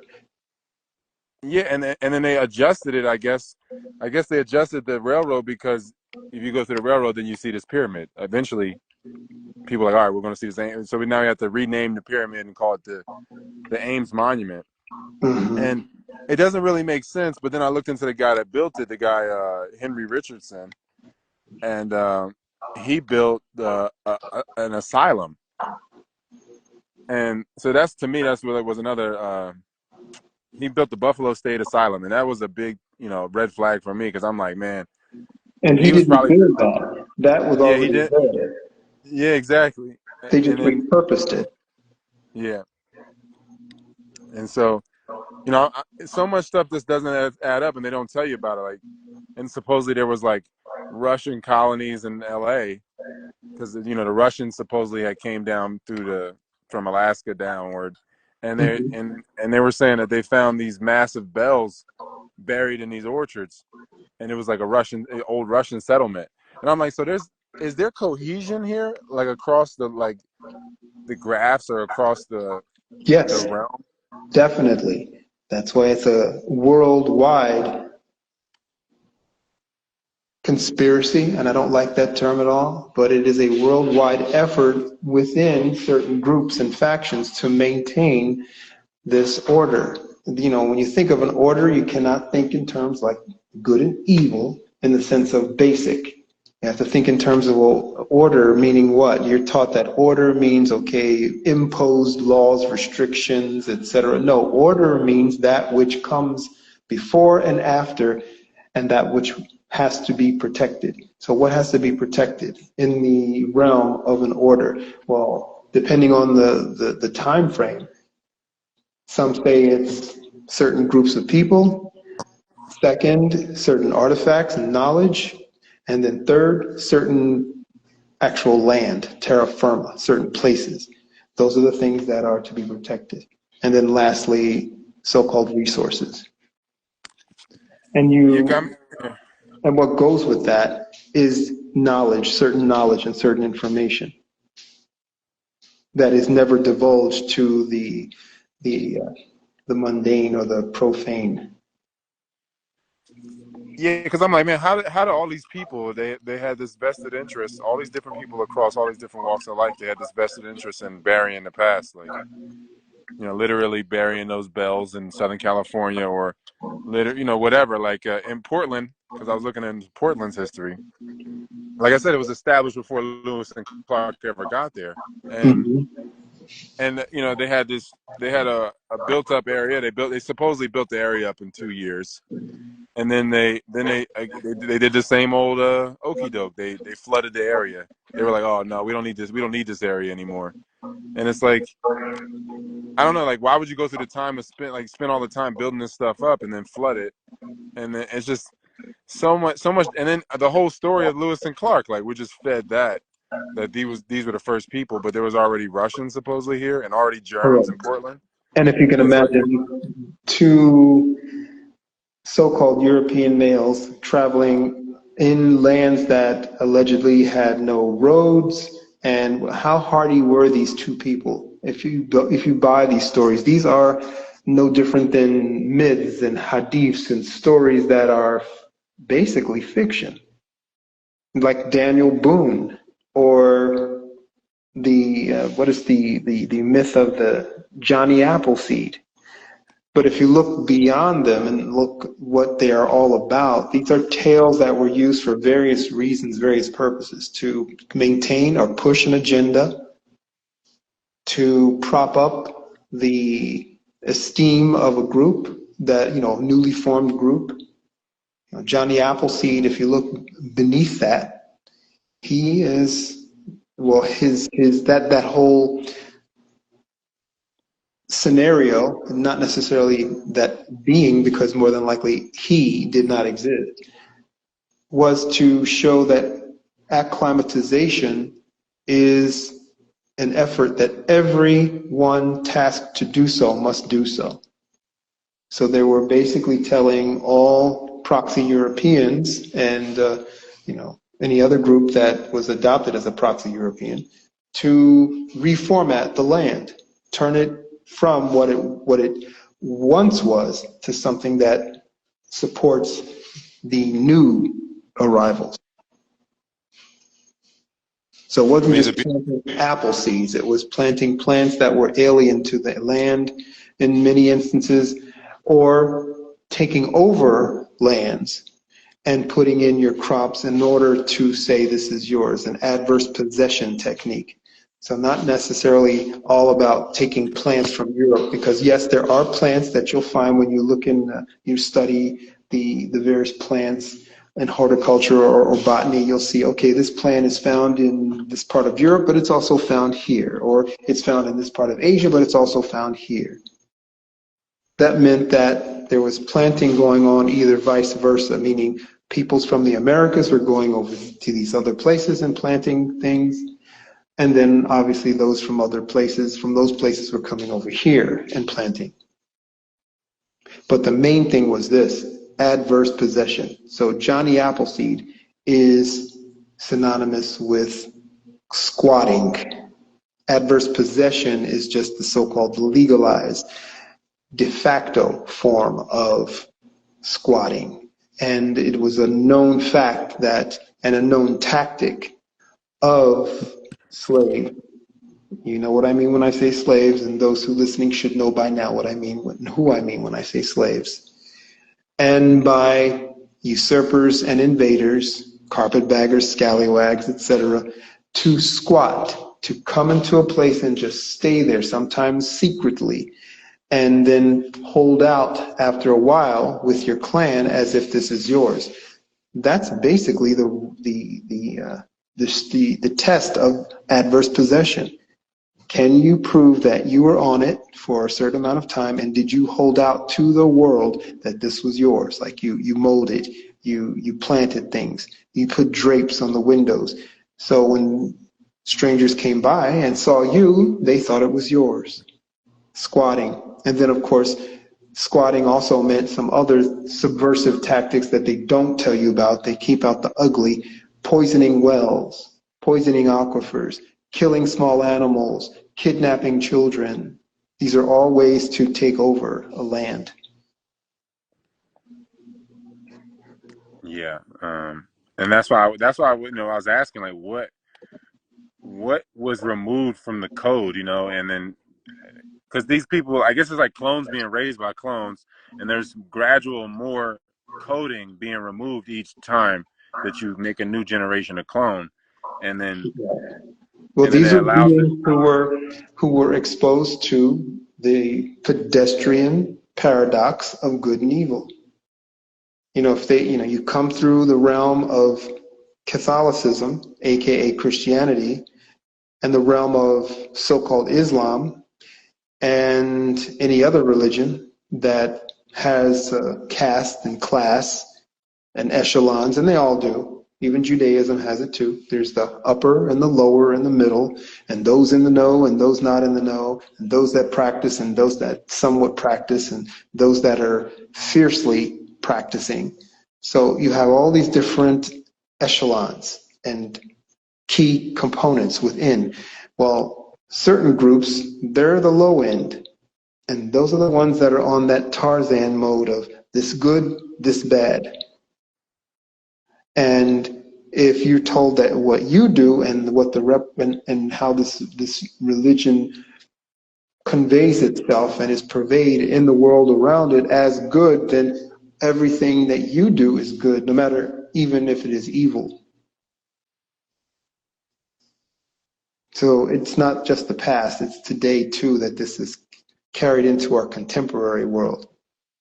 And through mixing and integration of peoples and knowledge, it is the norm. You go to any church and it's very pedestrian. It's very basic. Movies push it. TV shows push it.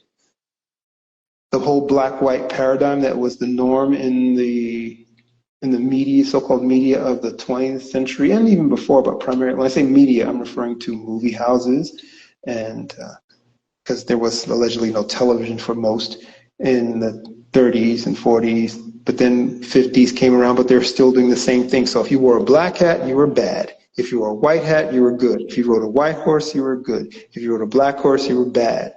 So they're pushing the same duality nature. And then you get to now, and you get this supposedly a new realm, a new testament of, okay, duality is bad, so we're going to give you this new paradigm.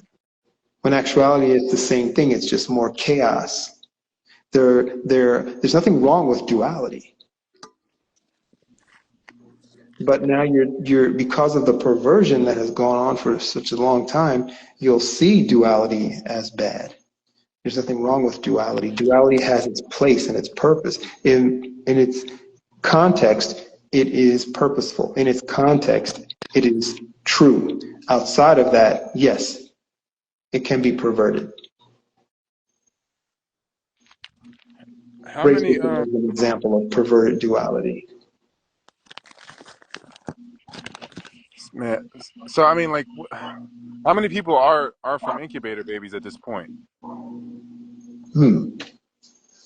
The audience would probably want to know exactly what an incubator baby is, because many Yeah. probably have no idea. If you can let them know, what is an incubator baby? Well, like from what I looked into, they had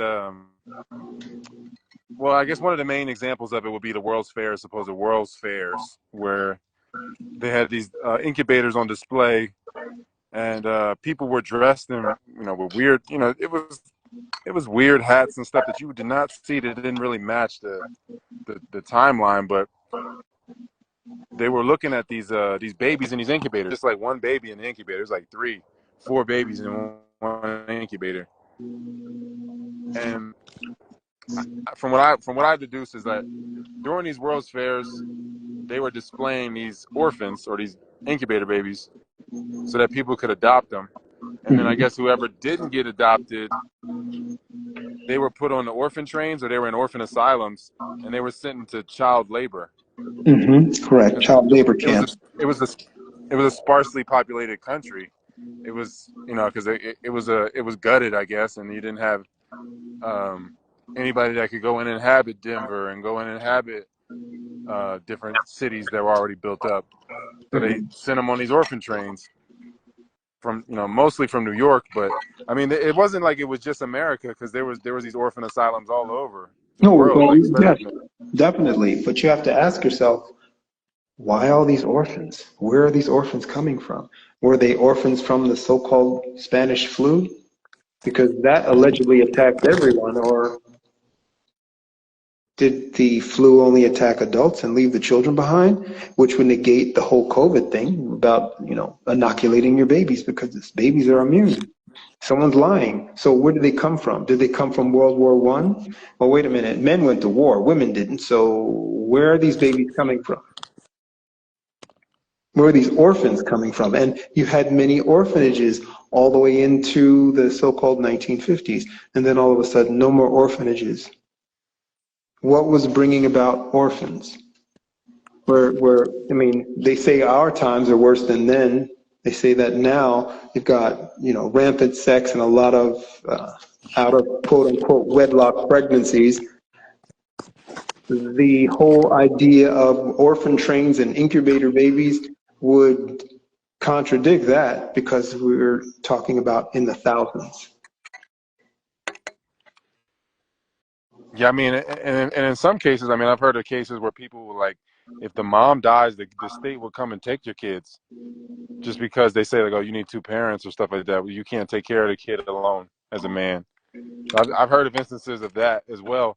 So I mean, I Mhm. don't I don't really know who the orphans are, but I want to know who the incubators are and how many people come from these people. People don't really know their history, pre Ellis Island, if they even know Right, that. right. They have names that were allegedly um, corrupted versions of ethnic names. But actuality, many of the names were just adopted from, you would be surprised, could be from a label of something, or whatever was on a list. And if you were in that number and that name was across from that number, that's the name you got. So again, this is post-slavery, post-Reconstruction. So you're not going to get the facts of what was happening. So you have all And then these, everything in Ellis Island, all the files got burned up. allegedly. That's another tactic and trick. The files didn't get burned up. You burn up a few, make it look good, but everything else is scurried away, purloined away, and kept, and then removed from its original record, and probably because they were developing at that time or a little bit later, so the whole microfilm, and then later microfiche. So, and then now digitization. So nothing was burned. It's like the Alexandria, so-called Alexandria Library. That none of these things are burned. They're in the Vatican. They're going to burn all of those antiquities, and it's not just antiquities. These are phone numbers to other realms in many instances. How to call up demons, literally. How to manifest. You name it. All of that to be burned. I doubt that seriously. And I know for a fact these things are not burned.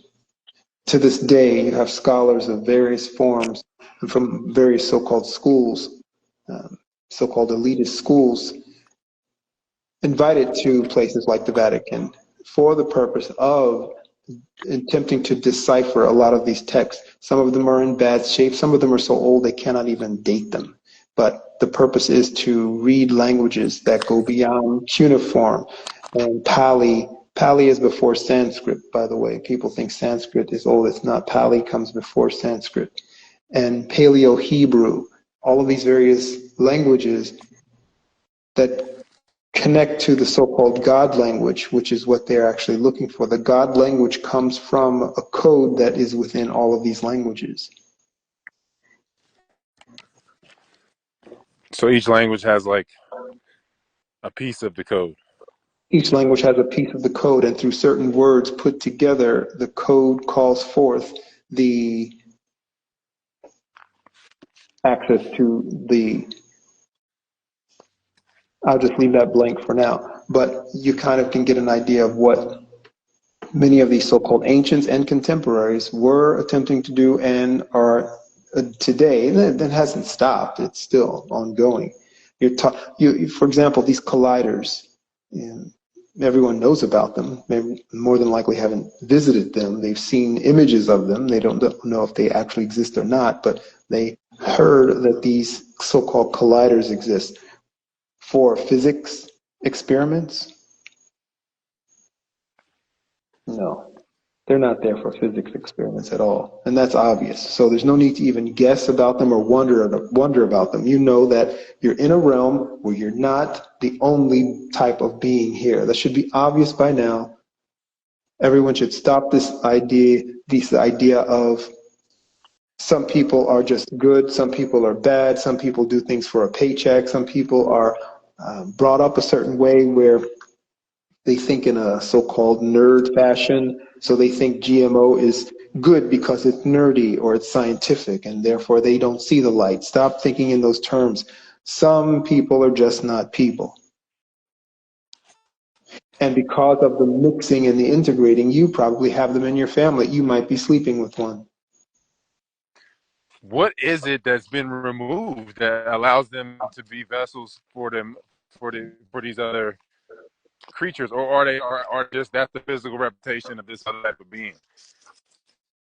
It's the realm that you're in. And so again, looking at things in the sense of good and evil will blind you to what's really happening. Obviously, it's allowed to happen. No one wants to stop and ponder that. They don't want to stop and ponder that. So the religion or the religious viewpoint will tell you, oh, everything has a timing to it. So this is going to go on until someone steps in. While at the same time, you anthropomorphize and bring things to your level for understanding or comprehension. And that in itself contradicts and doesn't even make sense. For example, when those who are thinking what they think is thinking. They bring it to the idea of the parent and child situation. So if God is your parent and you are the child, then why isn't God stepping in when you're getting your kicked by bullies? Because God wants you to learn how to fight? What if you're 3 years old? Should you still get your kicked so you can learn? Or worse, there's so many things that occur, but you are taught to look at it in that realm. Or you're taught that you should not look at luminaries or so-called stars or so-called astrology because it is sinful, while at the same time your religion tells you everything has a timing, and so it's not time yet, but when the time comes, that's when all of the bad people will be sorted out from the good people. You're contradicting, you're living in a contradiction, or in a paradox if you don't want to look at it like a contradiction. And that's not where you should be comfortable. Yeah, no, I mean that's why I just what exactly has been removed to allow them to behave that way. But you Your know, access to you said eternity is one thing that is in the coded message of that verse. You know, let's see if I can look at it in at least one version. The popular you one talking of about Ecclesiastes? no, not Ecclesiastes. I'm referring to 322 and Oh, in Genesis for those who want to follow along. And it says, this is from one of the popular renditions of it. Okay, 1 second. Pull it up directly. 3, 2, Genesis.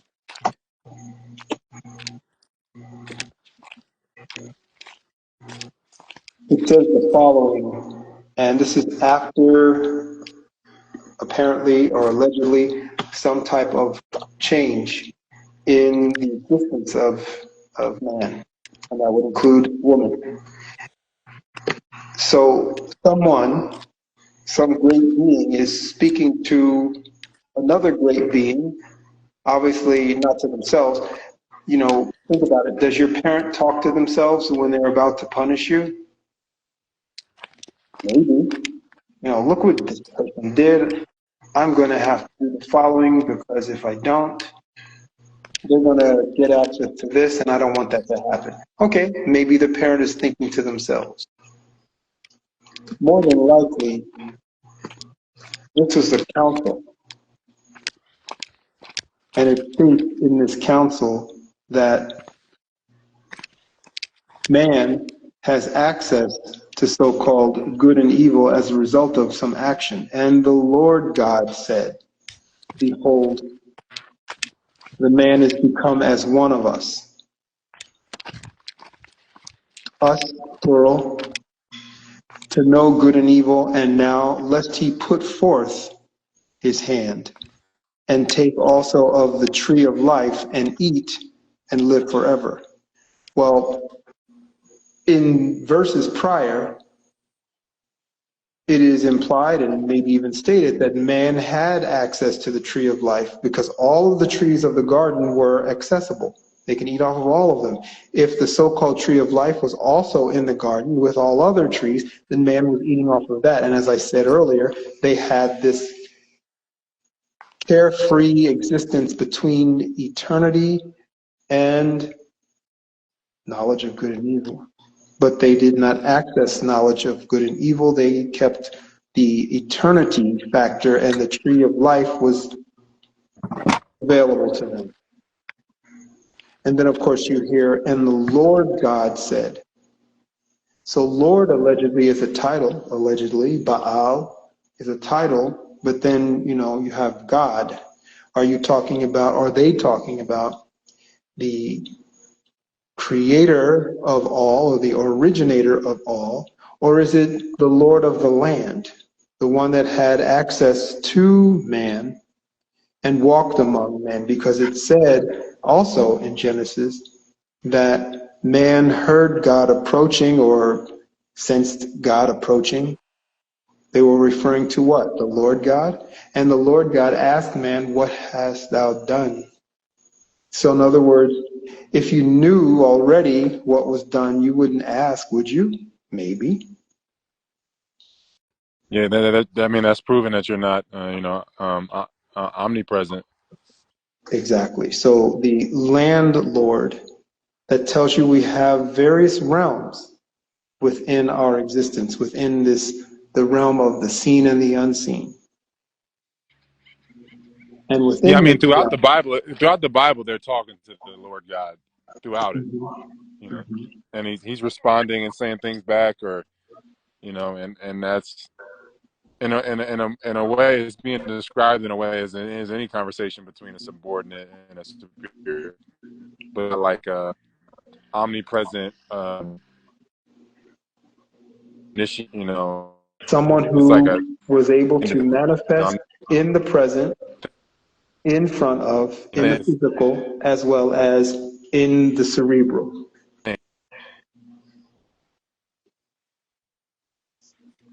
so is it an angel?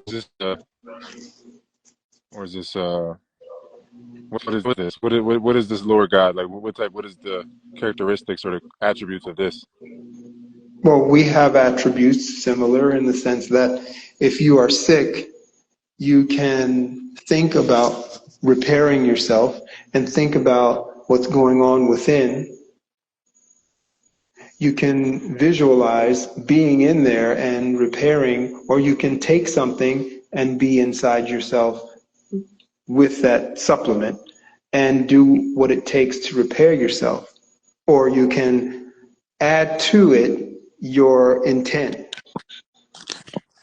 but you're not reaching into yourself physically. That would violate something. That would violate, obviously, the laws of your physical self. That would breach, and then there's consequences.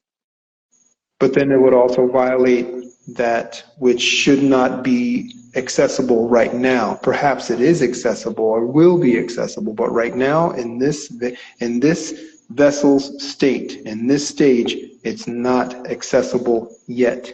When you're ready, you'll be able to possibly do that. And in fact, you'll have to grow through all the things that go through or put you through not seeing what's happening within yourself until you are able to master that.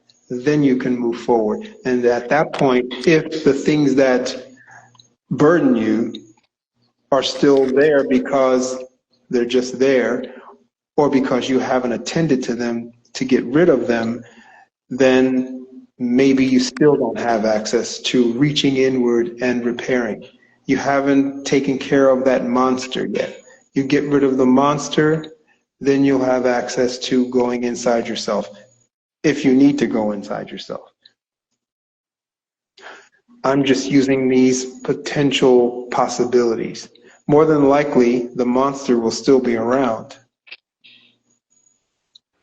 Yeah, I mean, is it kind of like CERN? Like, because I remember you were saying that CERN was dug up, it wasn't built,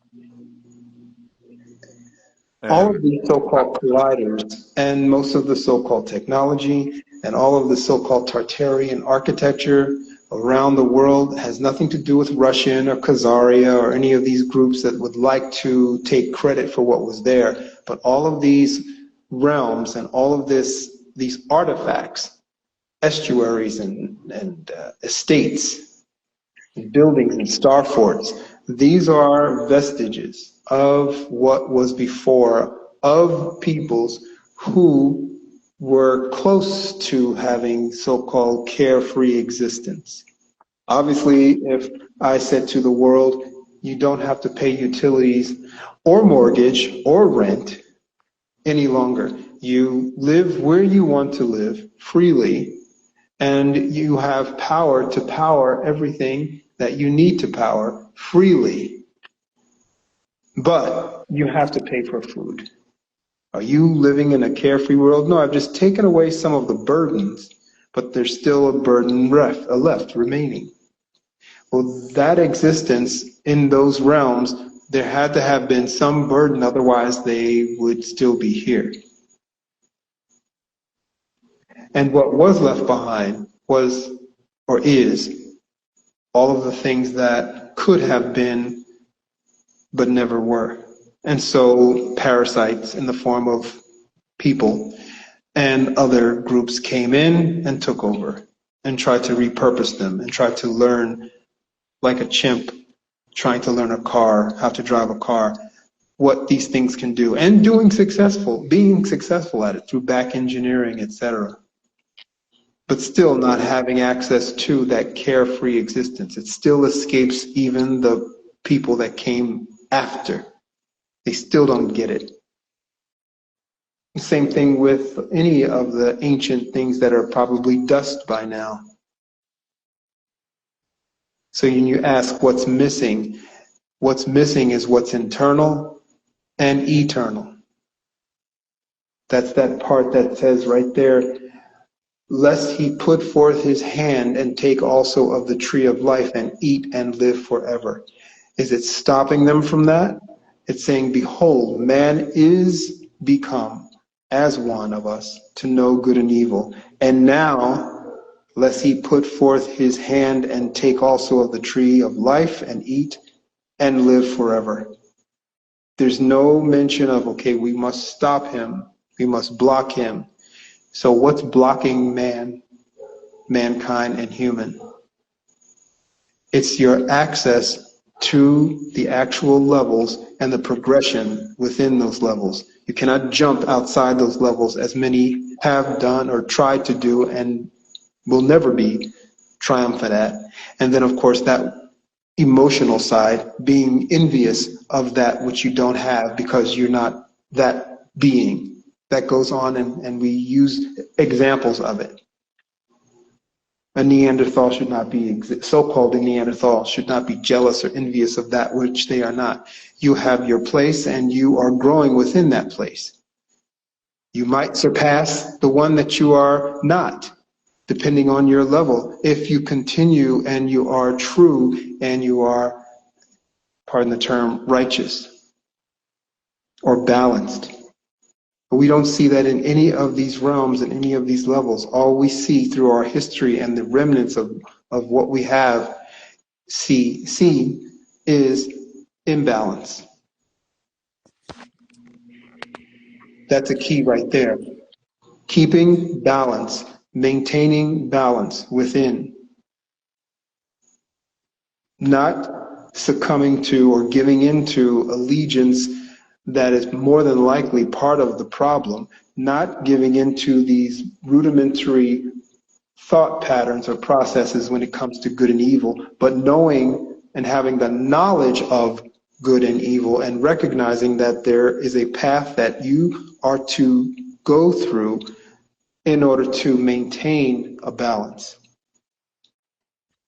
What is it about Geneva though? Like, what was Edom doing whenever they built CERN and they were colliding? Everything, it seems like so much is centered out of Geneva.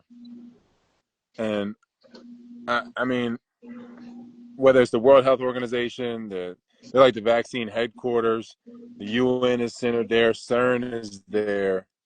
The internet came out of CERN supposedly, or at least HTML, hypertext. So like, what was there? Like, you know, I guess this was all part of Edom, I guess. And like, why would they be? What were they doing with it? Was there anything? Was it just like were they trying to balance the good and evil with that, or were they? I'm going to use Were they just doing? parable, and I do this deliberately, but in this realm, you are not just among sentients. And in certain key places, venues, behind or under the facades reside things that go beyond what you can conceptualize. So within those places that you mentioned and others that you did not mention, there are beings that you have read about or heard about in passing or in so-called myth, and they exist within these realms, and they have access to the eternal. And then there are those in the echelons that know that they are there and they pay their homage. They bring others there for the purpose of food. So this If you is the want the point of names, sacrifice. if you want the names of these places, I tell people you can come over to Discord. I won't say it on IG, but there are, as you already heard, you can re-listen to this. I mentioned that there are several places, and those places house these eternal beings. This is not fiction. They are there. You think that these beings just went away? No, they're there. So like the three-headed dog in Hades type thing. I don't know about, you mean as far as Cernunnos or the, You're just saying like that, like a being that's like that's just part of the realm. That's like I guess that's no, these are other types of so-called entities or beings, and they go by many different names. Obviously, that's done for buffering and protection and confusion, but they are pivotal in how they have pivotal ways of maintaining their not so much their control, but their acceptance by the masses or by certain groups. Obviously, through religion and other means, they're accepted by masses, but then there are those who are tasked with safeguarding their anonymity, and they frequently meet up and they pay their homage. They show their tribute and what they have to bring, what they have to offer. They bring that to them. Typically, a tribute is made up of a certain number of sentients that have been demised, and then a certain number that have been promised to them through labor. So they bring to them those numbers.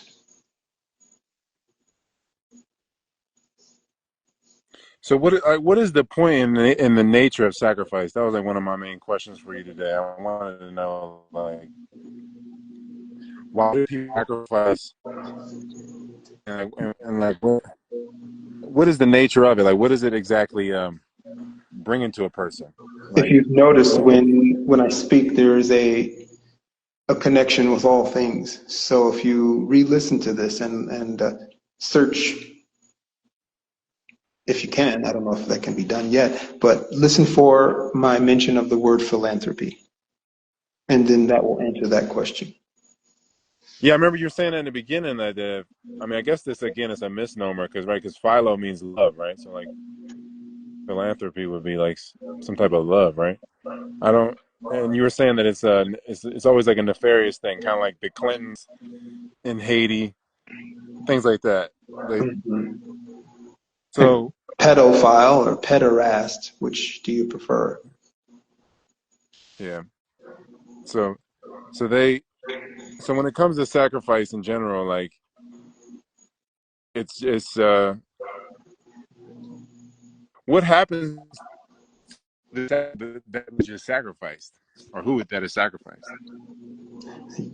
That question you should save for some of these heads of state or the program directors of public television.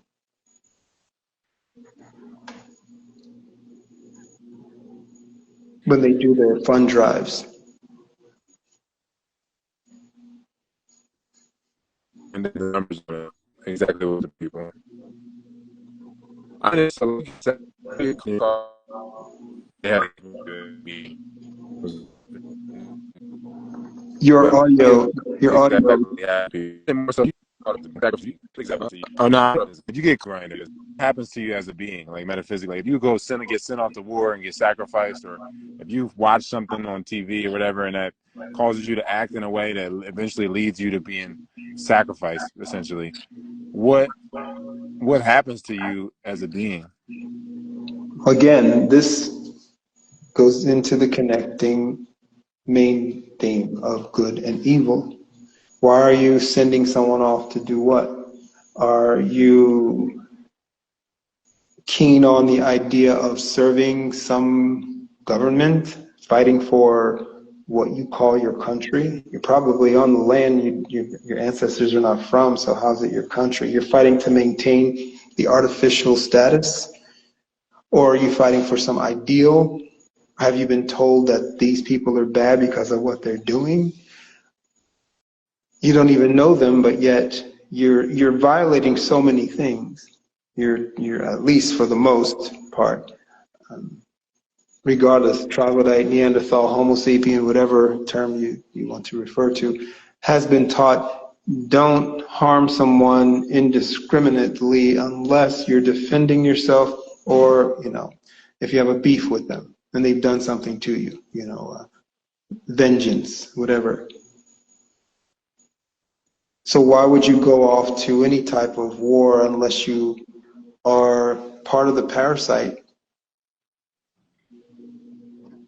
in the first place? Why are you going off to harm someone? Whether you actually train to go on a battlefield, or act as some type of national guard, or maybe you want to work in a war room and power drones, or design apps and programs. Doesn't matter, still kind of the same. So why would you go off and do these things? What's your interest in it? Do you think you're doing good?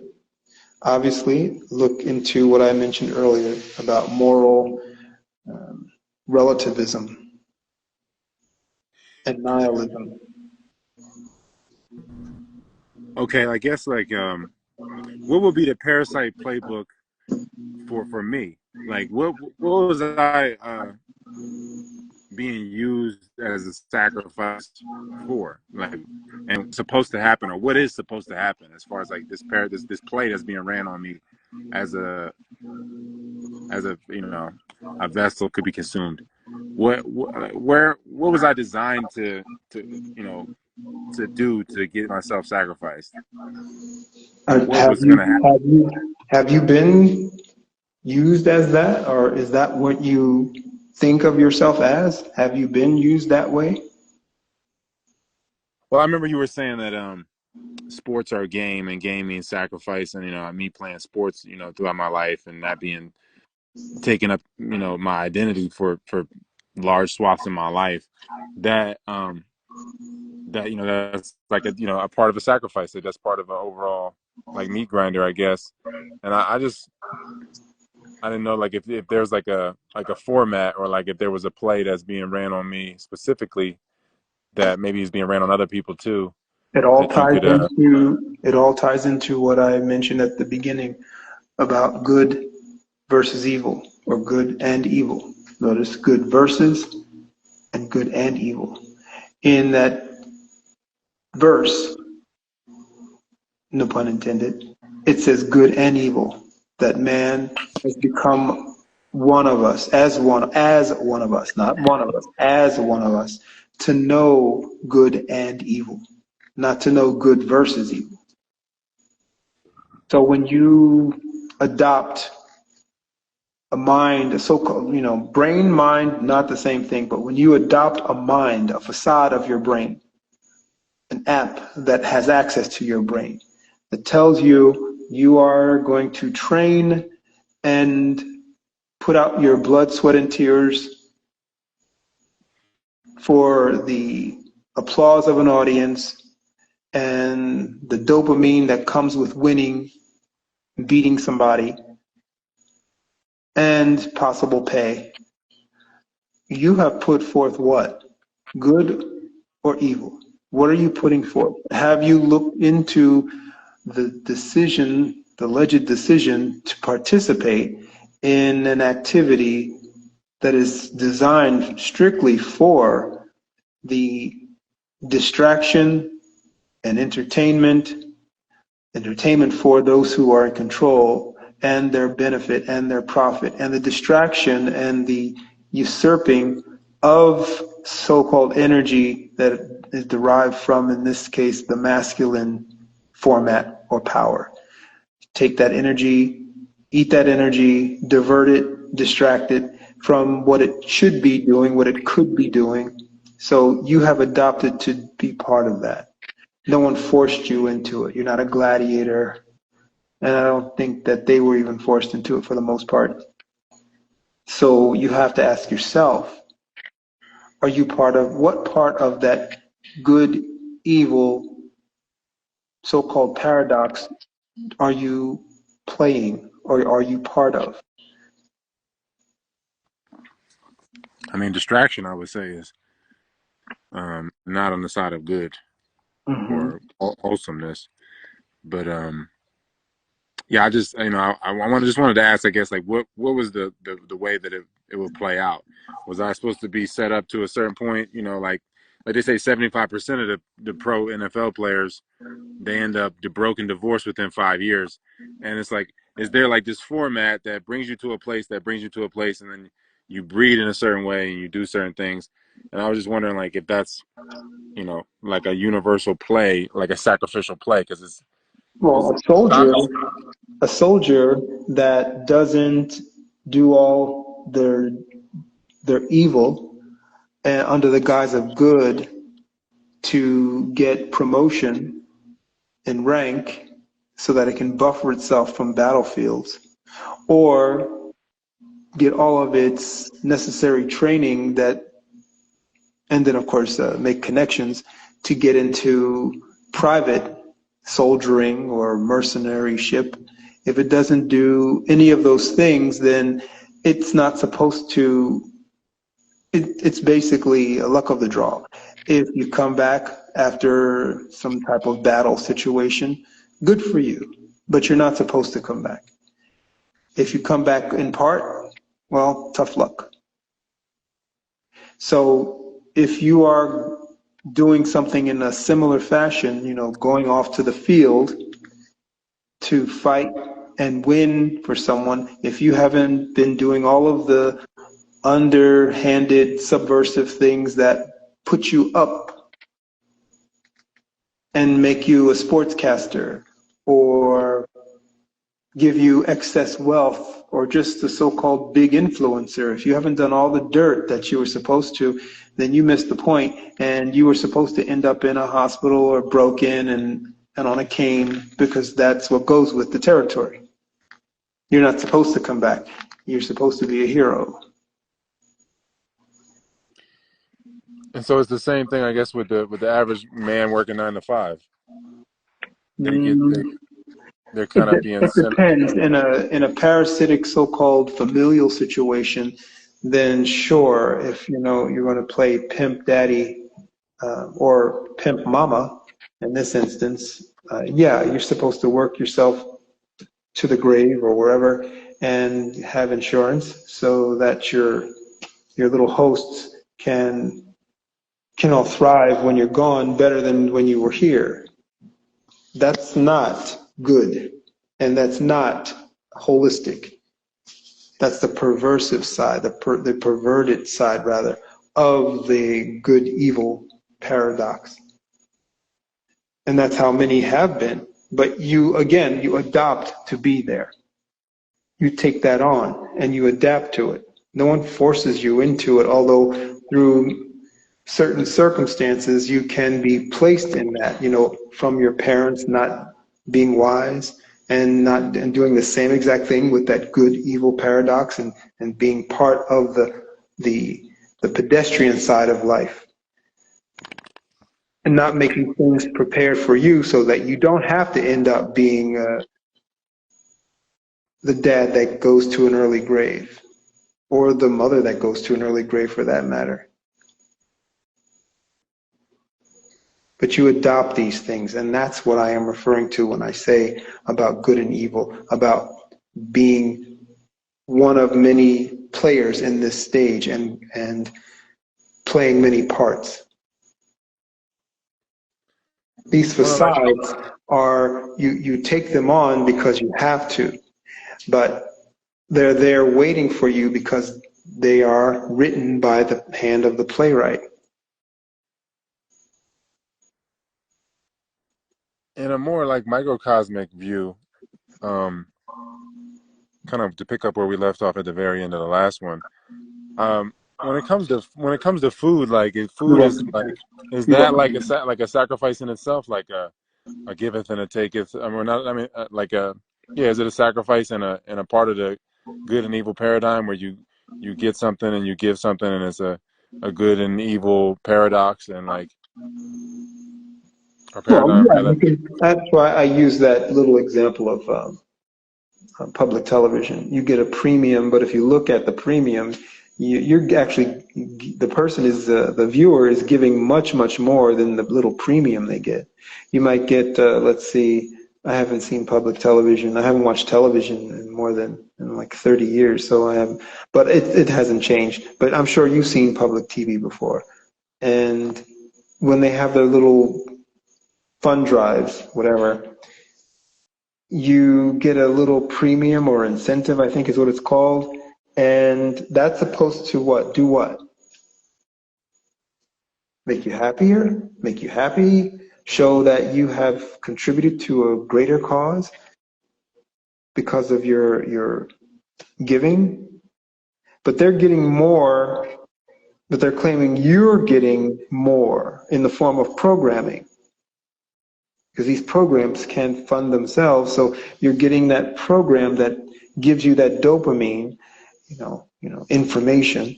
And so for your act of kindness, we'll continue the programming, but we'll give you this little, I don't know, a mug. Yeah, a mug. You'll get a mug. Or you'll get this little Sesame Street character for your children that's probably made in China and worth only 50 cents, but you contributed $250 for that premium. So So when it, philanthropy works where they really don't give anything but those premiums, but what they get back in the form of all of those bodies that continue to stay in the same suffering. If you haven't noticed, the suffering still goes on. Mother Teresa, what did she do? She received awards, but the suffering is still there. What dent did she make? He created a franchise, so now you still have those nuns that work under her order, even though she's not there. So her spirit app is still going. The same thing with all of these giving agencies, these charitable philanthropic agencies. It's still there. The so-called problem. The problem is not the people, although the people participate in the problem. When you maintain yourself within that realm of, I don't want to even call it ignorance, but it is an ignorance. When you maintain that, you don't find yourself wanting to come out of that. It's not going to be through your education or anything else, but when you stay in that, you're part of that whole cycle, that whole philanthropic cycle. Generational poverty, for example, is an example of that. There have been many philanthropists who allegedly gave to stop or did things allegedly to help what? Help people out of poverty. You get one or two individuals in a particular time frame that are showcased, and that's done deliberately. It's the dangling carrot, and it says, see, look, we did this for these people, and here's one individual. It's like Habitat for Humanity. They build one house every year, something like that. How are they helping house people who are impoverished and want to actually live the way they're supposed to live, comfortably, in a clean environment or a clean setting? And even beyond that, are they doing anything to change and evolve the brains of people who have been entrained to live in a troglodyte manner, in squalor, and to break up things or to accept cheaply made things?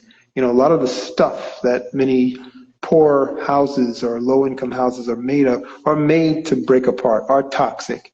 So, you don't completely blame the people who live there. But these things are built to look that way. So you look at the so-called hood or the ghetto and you say, wow, these people are disgusting. They tear up anything. A lot of the places were already torn up. Like a lot of the schools were just disgusting. No one should be in these buildings. And yet here these buildings are. So how are these philanthropists helping? Just name just 3 or 4 so-called wealthy individuals in the so-called billionaire realm or level, and their monies could stop poverty the world over. But would they? And if they did put their money to task, wouldn't it just be the same old good evil paradigm? Because they wouldn't take it beyond that into the God realm, which says, wait, we're going to do the following. We're going to give the money. We're going to help the people, but we're going to go to the core. What is the problem that's causing all of this? We're going to go to the core within the people. And those who are ready to make that evolution, that metamorphosis, and those who are going to put forth the effort to stay on that course, these are the people we'll help. The others will actually set aside things for them so that they're not living uncomfortably, but at the same time our focus will not be on them. It will be on those, and not just a few, but all those. And there's always many. The way the media promotes these so-called acts of kindness is that there are a small amount of people who want to change. The rest just want to live in squalor.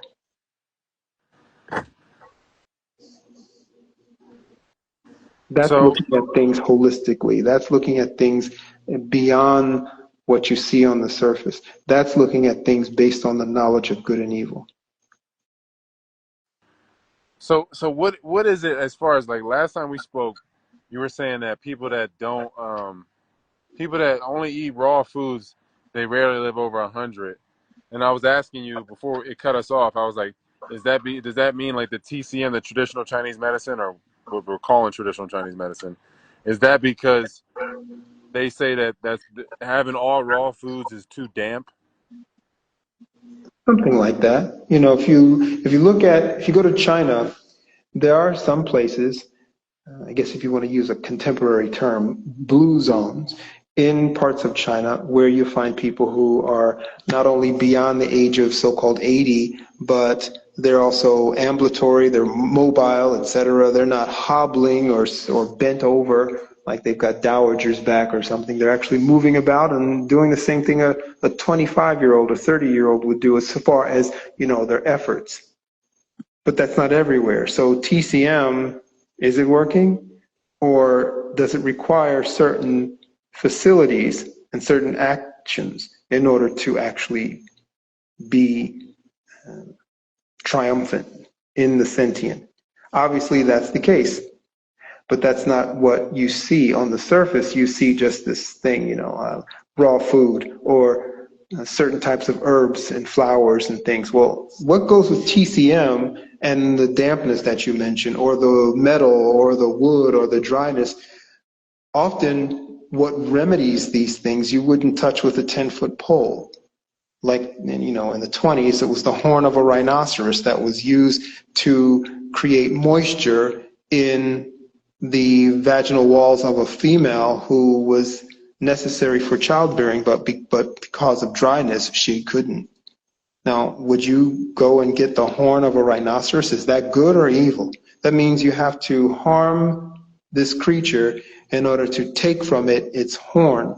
You would probably put some sentient indigenous individual, male, in danger in order to get it, because you would have to kill it. Or you would just hire an invader with a big gun to go out and kill one. But the thing was, you couldn't do that. You couldn't defile the blood with lead. You had to literally, only through a machete, I guess, or a sword, could you access that horn from the rhinoceros. And that horn would be grounded up and it would be fed to, the female. And this would help in fertility and help in bringing balance and moisture. Obviously, you have to find the old books and you'll see that it says that. they've taken a lot of things out because of, how so-called laws have changed the way people, in this instance, those who are practitioners and followers of so-called Eastern medicine or TCM. But that's just an example.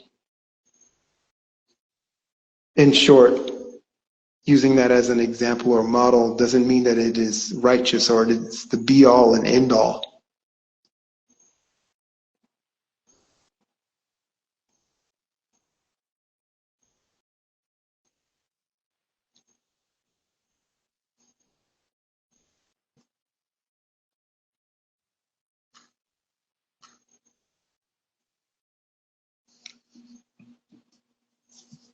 And let's see, we'll take a question or two.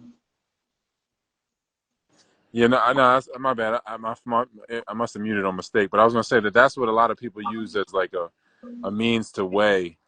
I feel like in the holistic community, a lot of people go into the TCM and then they look at it like, okay, this is too damp. If I eat all raw foods, that's too damp, and it'll mess with my spleen or what have you. And I need to have more, I guess, drying foods. And I didn't know, what you suggest as far as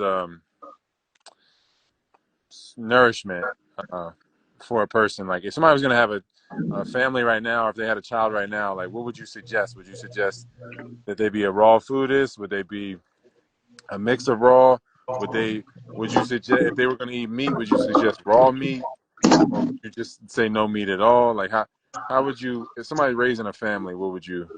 Well, it all depends on where they are. That's why everyone is or was supposed to be in places where they were meant to be. Outside of that context, you're an alien on the land and you have to adapt. And adaptation is not supposed to be permanent.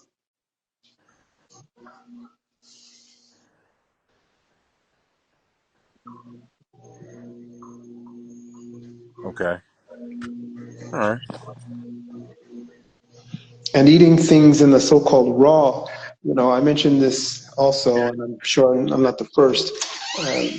Plants protect themselves. I'm going outside for a minute because there's a signal. Something's going on here with the. Wait a minute. Hold on one second. I have to find out what's happening here.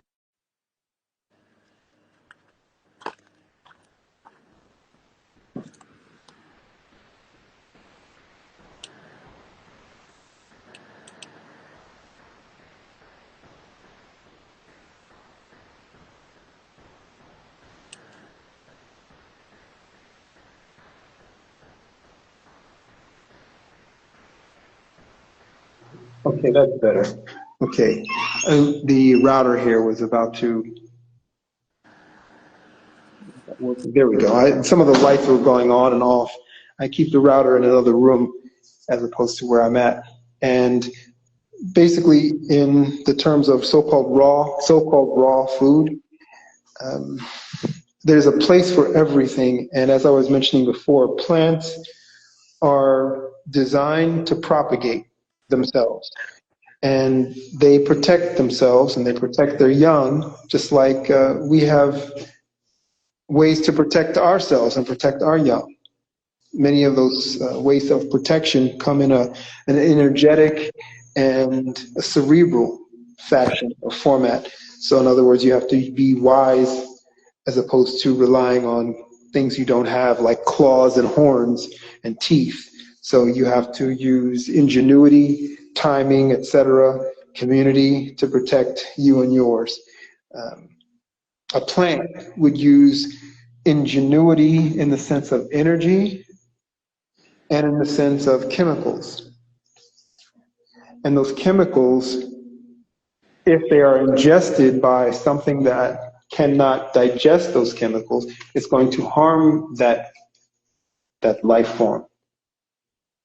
Raw so-called food has a higher state, or you can say lower state, meaning it's going to be either acidic or alkaline, and in some way, shape, or form, it's going to harm you if you ingest it at a particular time, or if you don't put heat to it or use acid in the form of, like an acid bath, it's going to harm you. So we have to do things to our food for the most part. There are only certain things that come out of the direct natural realm that we can put into our mouths when they are ripened.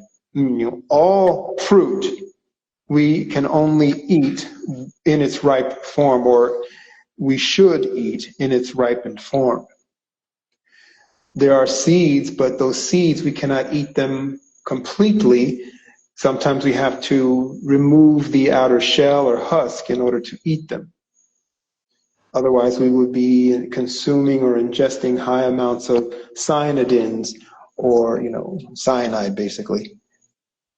In short, and then, of course, any other creature, something with a face that can detect it's being pursued and about to be eaten, you have to practice, and this is coming up in a podisode I mentioned earlier before, the rule of 4. You can see this in code in the so-called Bible and see this in other ancient writings. You are not to take from the realm any creature that basically is a sentient and without replenishing. And that doesn't go on in this realm. People eat chicken and fish and everything, and they eat it according to what? According to the entertainment factor for their desire. I'm in the mood for some salmon, I'm going to go buy some. I'm in the mood for some fish or some trout, I'm going to go catch some. I'm in the mood for some perch, I'm going to go down to the market and get some. I want some lamb, I'm going to go buy some at the butcher. All of these are in violation. And not because of the fact that they are so-called meat. They're in violation of, in the format of that which you are, supposedly. You're not a scavenger, but you have now relegated yourself to a scavenger, especially if you're purchasing meat from some source, like a supermarket. That might as well be roadkill. You don't know where it came from. It might say Hampshire Farms on it, but then if you actually go online and look up Hampshire Farms, it's probably not in New Hampshire. It might be someone's family name, or it just might be a name of a company. But yet you didn't get it through your hands.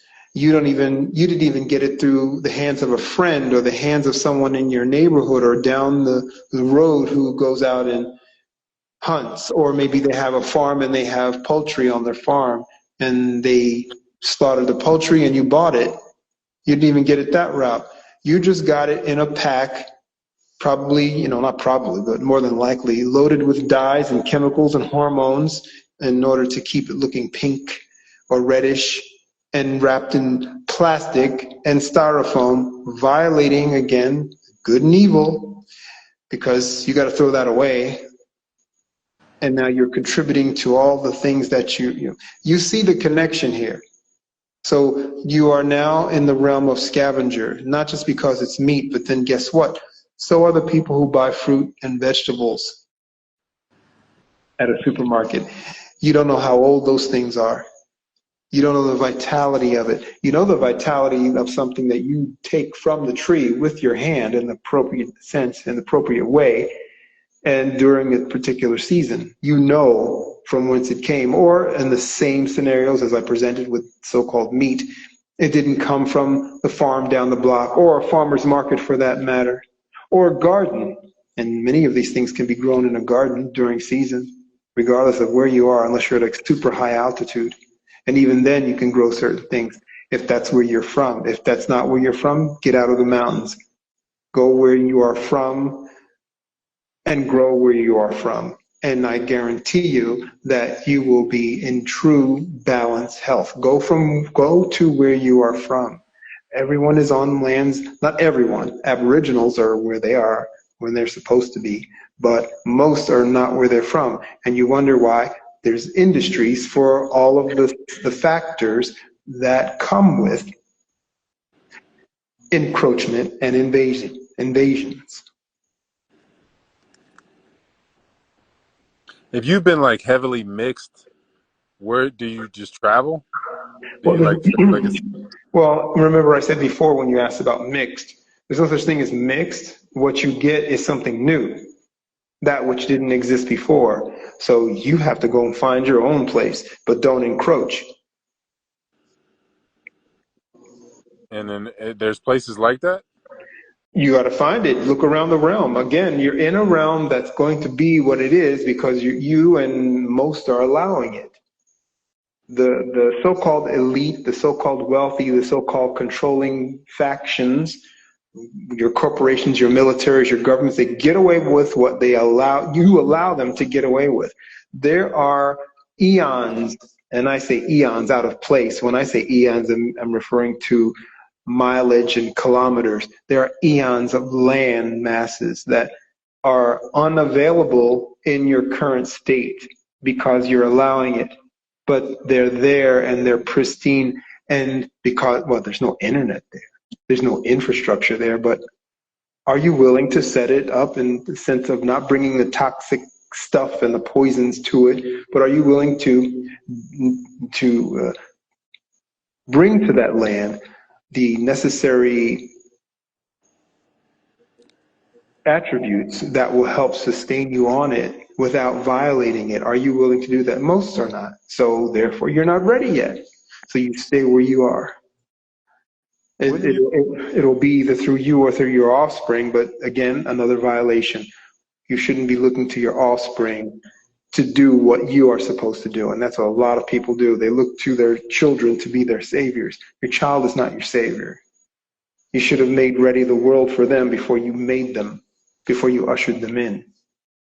If you're Again, already, if you already knew though, like how would you be able to go to a place when you need like a lot of people to come with you, so that you can have like some biodiversity of the people to where you can. again, look to his so-called, well, past, pardon history, but look to the past. What do you notice? When most, not all, but when most went to different places, they didn't go alone. They went with a community. They established a community. And within the community, they all built what was necessary to keep them alive. But wouldn't you still breach yourself into oblivion unless you had like you had to have somebody, you still have to have some melanin in the group. Well, yeah, that's a must in a sense, but you're in a world now where there will be people around you, or you can bring people to it. But how many people want to live in a place that's just up and coming?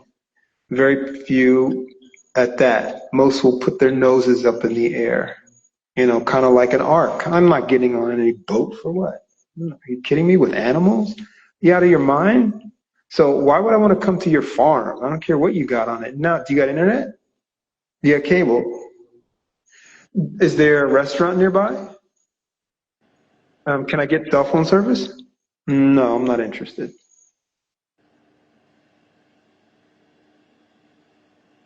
Yeah, that's a tough. That's the uphill battle as far as the community is concerned. A It's lot not of really an uphill battle. You just recognize what is and well, not what is, but recognize the truth.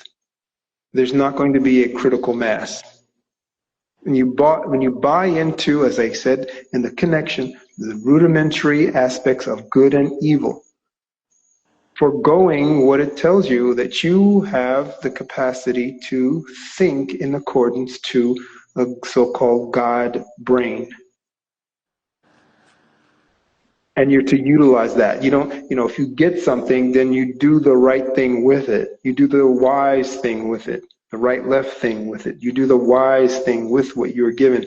If you don't, well, you know the saying, you use it, you lose it, or whatever it goes. If you don't use it, you lose it. And no one is, in that I come across, very few are utilizing that God so-called brain, not mind, but the God brain, which it says you have.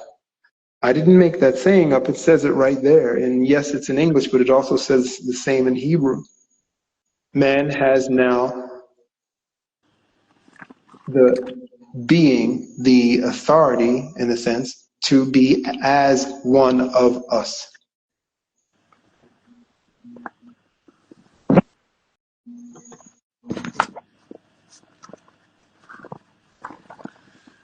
Okay. All right. So, And any last questions from anyone in the room?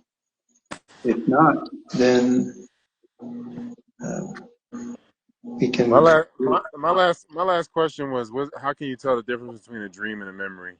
Like, what's the biggest telltale signs of that? What's the difference between a dream and a memory? I guess you can say the difference between the bean and the pod.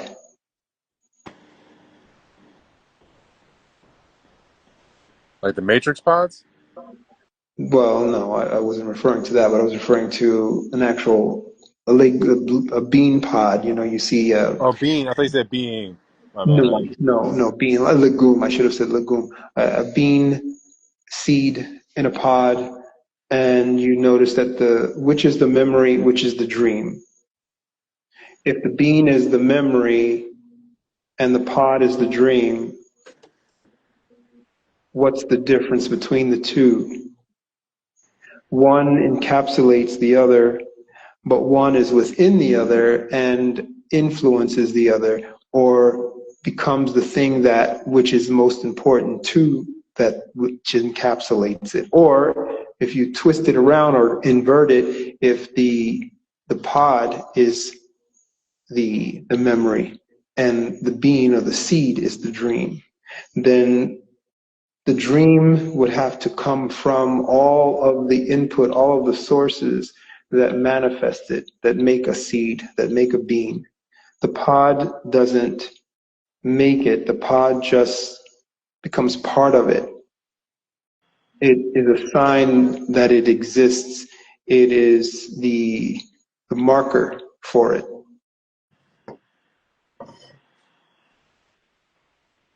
So is that what like the difference almost is between like a projection or like a program and a and a soul is like one is a dreamer and one is like a memory like of a dream, like a projection. Are you referring to what I coined about spirits and apps, or a spirit app? A program, an app is just a new language, new terminology for program, I presume. So, are you referring to that? Yeah, like, well, there's a cartoon called Rick and Morty, and there's the one episode where he's dealing with it's not the actual Rick, it's like the memory from a dream of Rick. And he's like, you're just a memory. You're not actually Rick. You know what I mean? So the memory is trying to like hide in different parts of, I guess, of this person's subconscious, or because they're not the actual authentic Rick. So they're like the memory of Rick, and they're like, man, they don't have like, I guess there's no depth to them. I don't know, but I was just wondering if that was the difference, that like if you have a dream of someone and it's the memory of them, it's not Mhm. the actual them. It's not the actual them. But if you're actually dreaming, you're actually engaging with them in the present. Well, have you ever seen I think it was done in a film. I don't know the name of it, but there was a hologram, a kind of quasi or pseudo sentient hologram that was in a library, some type of library. And you can interact with it. You can talk to it. It would interact with you in the now. And you could, but the main thing was to access information and knowledge from past and present, possibly even future. It was very difficult to stifle this thing, or to um, catch it with a question that it couldn't answer. But it interacted, and had all the 3D or four dimensions, I guess, if you will, of a thing standing in front of you. And it didn't look like a thing, it looked like a particular individual, um, depending on who you wanted it to look like. So someone from the past, and it would look like, whatever, Leonardo da Vinci. And you could have a conversation with it. But at the same time, it wasn't the Leonardo da Vinci, but it could talk and possibly sounded like this person, whoever the person was.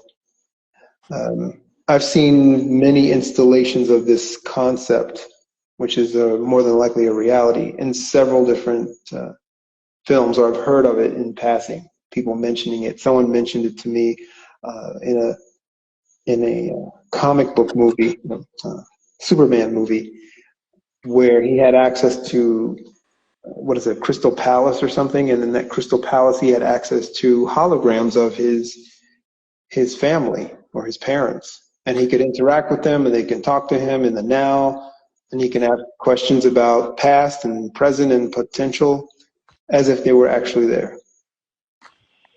But they weren't obviously there. That's similar to what you were asking about. So it's a holographic situation in a sense. So holograms are copying off of what you're talking about.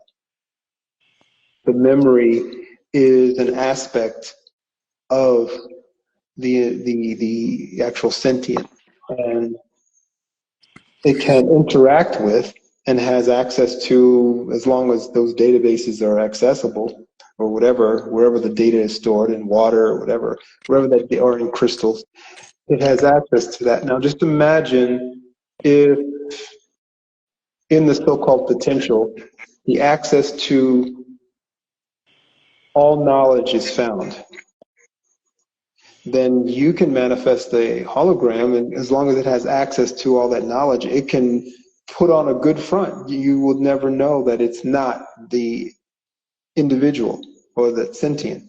It would be more than just a memory. It could actually access everything, because if we can access everything, then so can a manifestation of someone. Hence the reason why, and this is kind of an aside, I tell individuals, be wise, don't be naive in attempting to attach or attract or communicate with so-called spirit realms. Saul made that mistake. I think Solomon learned the hard way, in a sense.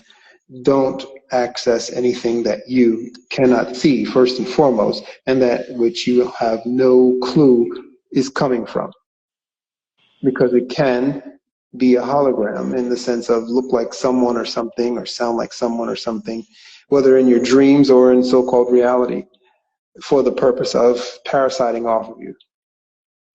If you're thinking a visual thought, is that a hologram? If you're thinking and visualizing something, is that a hologram?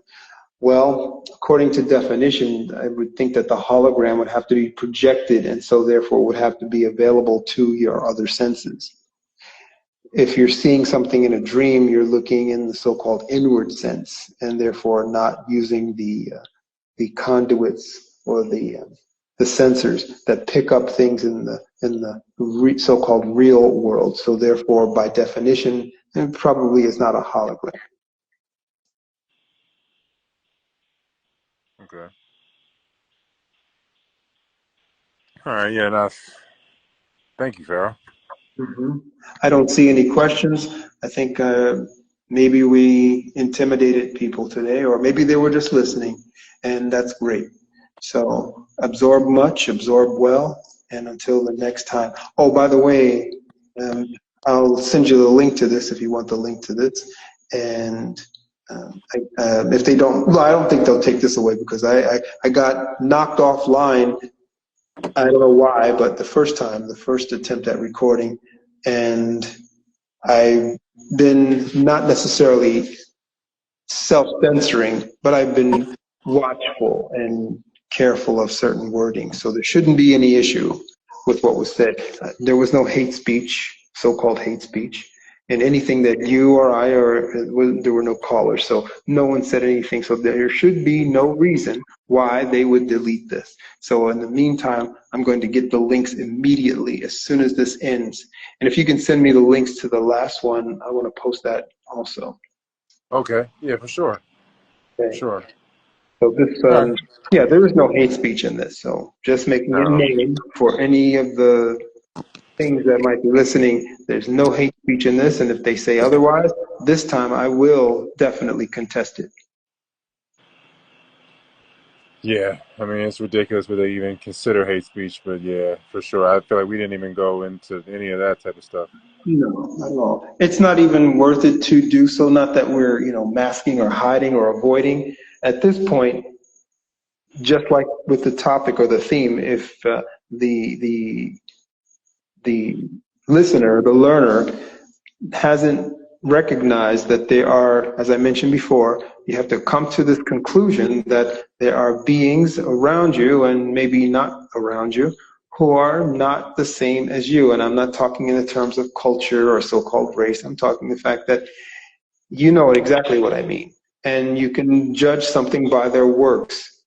Certain things you just know are not part of the balance in the good evil paradox.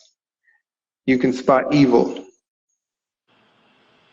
harming food, harming elements that everyone is required to have as long as they're within this realm is wickedness. That's should be obvious. And anyone who is participating in that directly, and you don't want to indirectly participating. And so after this, you're going to have to do an inventory because now you know.